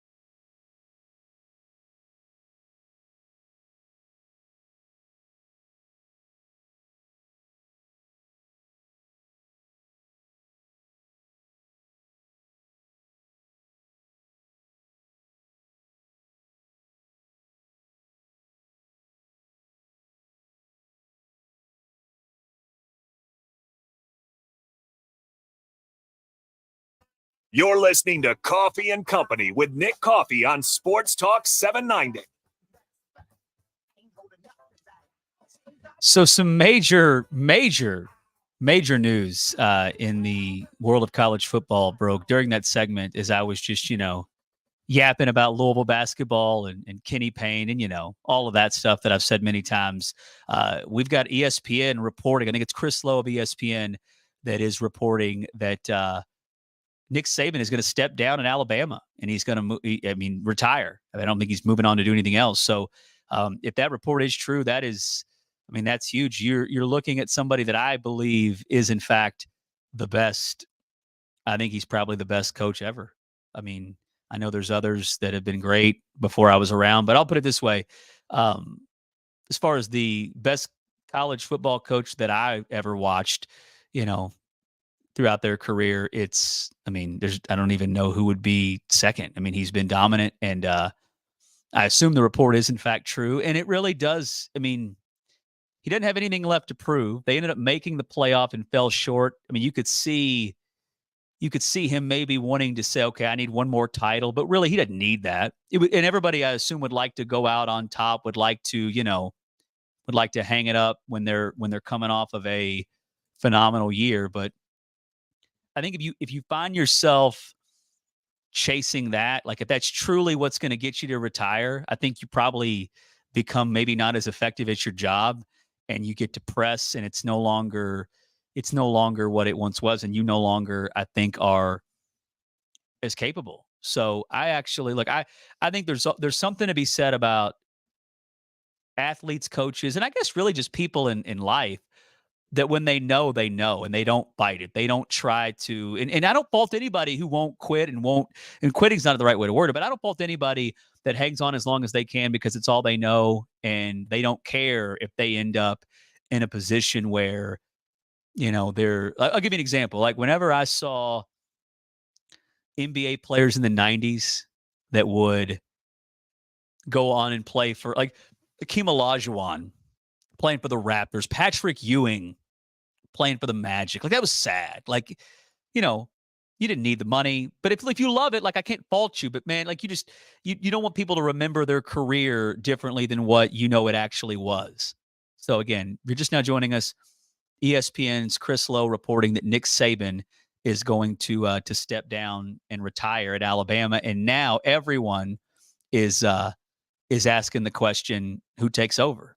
And I, without even giving it a whole lot of thought, first name that came to mind for me that I think would take the job, has all the momentum right now, and I feel like you could get, and you think Alabama could get anybody, but I would say that my guess, and again, this just happened, and by the way, this report from Chris Lowe at ESPN, he put this tweet out and I think he broke it. I don't want to give him credit for breaking it if it's elsewhere, but I haven't seen it anywhere else that early. But this tweet has 6.5 million views in less than 30 minutes. I don't know if that's a record, but that is insanity. But that's the kind of, this is huge. Nick Saban retiring at Alabama, and I think he'll go down as the best college football coach that I've ever watched. So I'm going to tell you who I think is the next guy. And John, I would guess that who I'm going to say is not somebody you would have expected to be one of the 5 names I mentioned. You ready? Okay, I'm interested. Are you ready? Go ahead. Dan Lanning at Oregon. That is not somebody who I would have predicted you would say. And it's not because I think he's the best coach in the country. The timing is there to where he has got a really good thing running at Oregon. Now, I know they lost to Washington twice and whatnot, but he's the guy that, like, if he gets the job, it'll be because they realized they struck when he was just on a tear and the momentum was there. Again, he's only coached 2 years as a head coach, but he's been off to a great start. And, I would not be shocked at all if he ends up being the guy. Wouldn't be shocked if he's not, because Alabama's the kind of job that, think about the tradition, the resources. It's freaking Bama. But let me throw this out there. this is me speaking as I've never been a coach before and I've never considered jobs of this magnitude. I think that goes without saying, but imagine taking over for the greatest college football coach of all time, potentially. Who would sign up for that? So I think coaches at the end of the day would never, coaches are competitors. And I'll give you this example. And I've said this before. Charlie Strong, when Charlie Strong decided to take the Texas job, I think a lot of people said, man, I don't know if that's a good fit. Clearly Texas is a better job than Louisville and it can offer things that Louisville can't offer. But man, Charlie, are you ready for that? That didn't seem like a good fit. Do you really want to go to Texas? And I don't know this for sure, but I would imagine Charlie Strong at that time probably never once considered that it wouldn't work out, never once thought about the challenges. He's a competitor, and he wants to continue to climb in his industry that is college football, to where I feel like Charlie Strong probably thought to himself, when do I start? Because I'm gonna crush this. I'm gonna take Texas to where they need to be. Didn't work out that way, but I think a lot of coaches, they consider their situation, right? They look at pros and cons of where they are and where they may want to go. But I think most coaches, when it comes to them maybe deciding to stay where they are, I would highly, highly doubt that any of them have come to the conclusion, I'm not going to take this job because I don't think I would win there. So, sometimes they should think that because they make mistakes. And, Charlie, I don't think he considers it a mistake taking the Texas job. He'd have done it every time, but it didn't work out. But I wouldn't be – this is the kind of job that maybe we do see a coach fully be pursued by Bama and realize, I'm good. I could be better if it works out, but that's a risk that I don't want to take because I'm already at a great program. Who do you think is going to be the coach? Who would you guess as of right now is the next coach of Alabama, John? See, I think Kirby Smart. If you can have anybody you want, if you're Alabama, you want Kirby Smart, but I think he's one of those guys that you're describing. He's in a great situation. He's already won a couple of national titles. And he was Nick Saban's right-hand man for, I guess, 8+ years at the beginning of his tenure at Alabama. So he's kind of cutting out his own legacy at Georgia, if you will. I don't know if he'd be the guy that wants to try to, I guess, continue Nick Saban's legacy at Alabama. I'm sure they'll definitely give him a call if they're the administration. But I don't know if he would take that job if he's already satisfied at Georgia. I would say, and that's there's not a sitting coach in college football right now, regardless of what they've done. And by the way, I don't think there's a sitting coach in college football now that Nick Saban is down that has, who has multiple championships that's coaching football right now other than Kirby Smart and Dabo? I don't think there's one, is there? It's a good question. I don't think so. Because again, last time we checked, national championships don't come, they don't come very often for new teams. A lot of the titles, every title that has essentially happened in the last, 25 years has collectively been shared by a bulk of the same programs with, I guess, sometimes the same coach, but sometimes various coaches. So there's not a coach sitting elsewhere that you would say is not going to leave because Alabama's not a good enough job, right? So Kirby Smart has one of the best jobs in the country, but Bama's Bama. So therefore, if he did leave, it's the ultimate job that if anybody takes the job, nobody should be surprised. But I do also think, if you're Kirby Smart, what do you have? I'm sorry. Let me back up. What does Alabama have that you don't have at Georgia? Not a thing. Some would say you actually have a better resource for talent locally in your state. You can win at a high level. What does, and why would you want to be in that shadow? You're creating your own legacy. You won back-to-back national championships. I think Kirby Smart would be an obvious phone call. And I think the fact that he was at Bama, as you mentioned, John, as long as he was, from 2007 to 2015, that's why he's been there. He was there a long time. So if it does happen, I think it would be more so because it almost feels like he's going home, if that makes sense. He's born in Montgomery, Alabama. But for the most part, outside of that connection, I think he'd be a fool to take the Alabama job because at the end of the day, there's nothing they can offer that the only thing he would be walking into is a challenge, and he doesn't need that challenge. He doesn't have anything to prove. And money, trust me, if Georgia thinks Bama's coming for Kirby Smart, he'll become the highest paid coach in the country and it's not even close. He'll become the highest paid coach. Maybe if Georgia has to fight to keep Kirby Smart for money, they'll make him the highest paid coach maybe in the history of sports. And I don't say that to exaggerate. Like, that's where we are right now. So,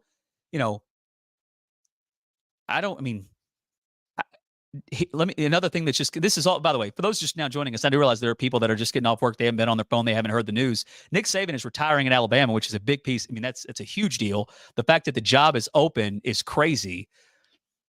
But who they go to next, I mean, it's a great situation when it comes to what you have to work with. But Nick Saban could win 10 games, and people would say they had a bad year in the SEC. Heck, Nick Saban could win 11 regular season games, and they feel like they had a down year. I mean, because that's the standard he set. And I just feel like that is, it's a great job. You'll make a lot of money. You'll have everything you need to be successful, but you will have to live up to a standard and that only one person could live up to that I'm aware of, and that's Nick Saban. Say one more thing. Sure. I am very glad that Nick Saban didn't do the whole Mike Krzyzewski farewell tour. I'm glad he just did it at the end of the season and it's over, because if that were the case, just say he was going to retire next year and announced it now, all college football would talk about next season is his farewell tour, more so than the Mike Krzyzewski farewell tour. And it would have been a distraction to his team, and it would have impacted them in a not good way. They probably still would have won because they're Bama. But no, I think that's a really good point. Here's the guy who I think would have been the no-brainer if this was 2-3 years ago, would have been the no-brainer if they still, were flirting with the elites. And that's Dabo Swinney. He played at Alabama. He won 2 titles at Clemson. This happens 2 years ago. He's their coach by tonight. And look, he may still be, because Dabo's proven what he's proven. But here's what's crazy about Dabo. His timing's not on his side. Like, I can't say I'd be floored if they hired him, but the more I'm saying and the more I'm thinking about it, I think I would be totally stunned, because Dabo's the coach that is still successful in the grand scheme of things, but they've taken a huge step back recently, and it's because he's not adapted to this new world that is college football with NIL and the portal.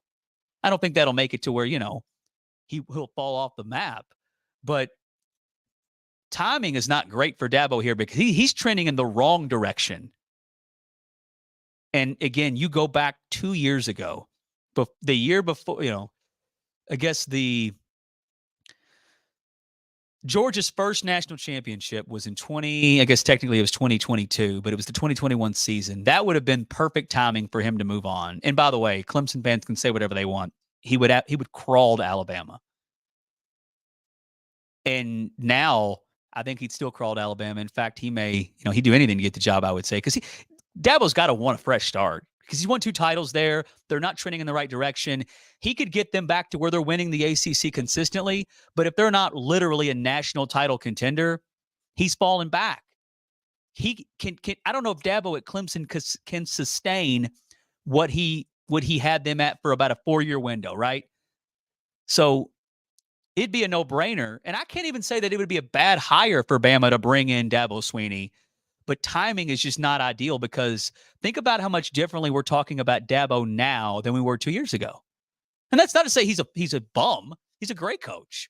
But when it comes to college football and college basketball, elite level coaches that have not yet fully been able to adapt and embrace the new world that is NIL and the portal, I'm not sure there's a better example than Dabo Swinney. I don't think there is. And heck, the coaches who couldn't adjust and had a tough time in college basketball, you know what they did?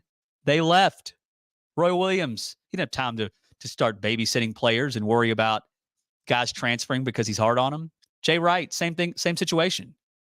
So I don't know if that's why Saban's stepping down. He clearly doesn't have anything to prove, and he wants to just retire and live his life. He certainly can do that and still be viewed. I mean, he's a legend. In a way, now that we're talking, I mean, I'm kind of sad. I don't pull for Bama. I'm not a Bama or Saban fan by any means. But, like, when I think of the best coaches and athletes that I've been able to watch in their prime in my life, I'm 35 years old, right? So I love that I got to see Jordan at the end, but I saw him at the end.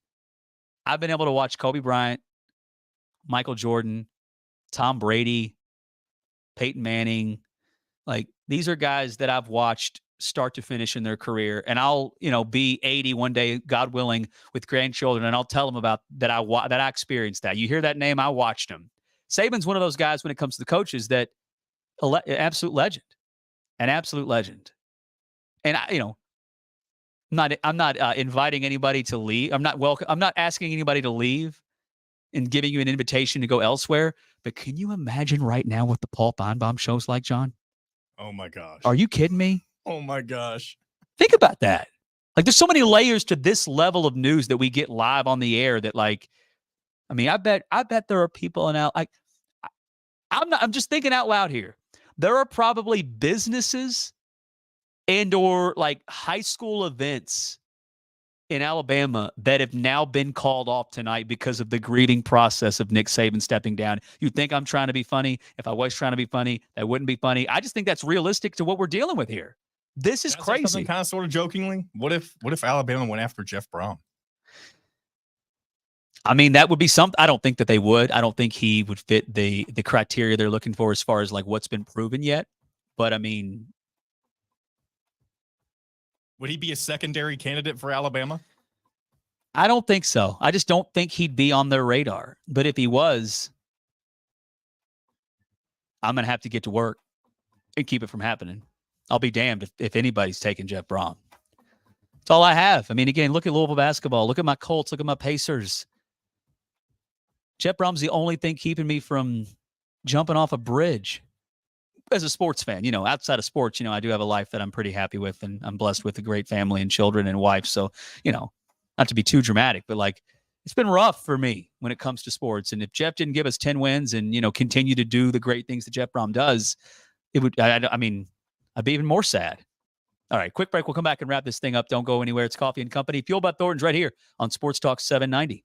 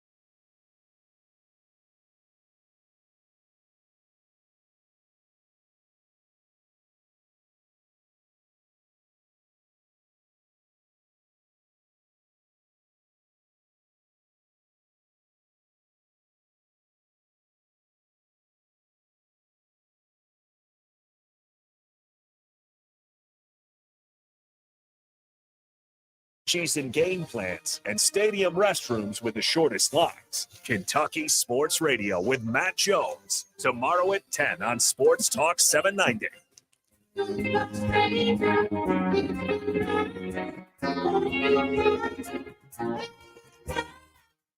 You're listening to Coffey and Company with Nick Coffey on Sports Talk 790. All right, so we'll use the very little time we have left to I guess, continue to react to the big news that is Nick Saban stepping down and retiring from Alabama, and a lot of names being mentioned. I thought Dan Lanning just seemed like a guy that they would grab somebody who appears to have really, really, really a high ceiling as a coach, and there's a lot of good signs early on. But again, he hadn't coached long enough to where you feel like you know for sure what you're getting. So the Lane Kiffin is a name that I didn't talk about in our last segment, but I get why. I mean, I could see why Alabama would be interested in Lane Kiffin, but also just decide, yeah, that's not the move we're going to go. And that's not because they think he's like a clown, because he's like, I think, honestly, Lane Kiffin, I think he's probably maxed out what he can do at Ole Miss, to be honest with you. I mean, they'll get to a playoff moving forward because there's now 12 teams. But I think the 2 years he's been there, the last 2 years specifically, I kind of feel like Lane Kiffin has really done all he like. Are they ever going to get to the point where they're beating the Bamas and the Georgias? I don't know, because I think it's almost maybe not impossible, but like those two teams have a stronghold on the league and they will continue to have that. And then I think the other teams, as far as the higher ceiling based off resources, I would say it's probably Florida when they're good, but they're far away from that. And then LSU, like Ole Miss, if everybody's at their best in the SEC, where's Ole Miss? I mean, are they top 5? I think they'd be 5 at best, would they not? I mean, I guess we got to consider Oklahoma and Texas, who aren't there yet. But either way, I mean, Lane Kiffin would be a hire that I think would be approved by many, and he's proven to be a good coach. But I would say this: I wouldn't be shocked if they don't hire Lane Kiffin. So I don't know who they're going to hire. None of us know, but I will say this: Dan Lanning in Oregon is the name that first popped into my mind as far as a guy that would be timing wise a good fit for them. But then again, it's Bama. Like they could say, look, the guy's coached 2 years. We need somebody that's way better than that. All right, we're out of time. Everybody join us tonight, or please, I'm begging you, join us tonight for the postgame show as soon as it ends, right here on 790. This report is sponsored by Jackson Hewitt Tax Services.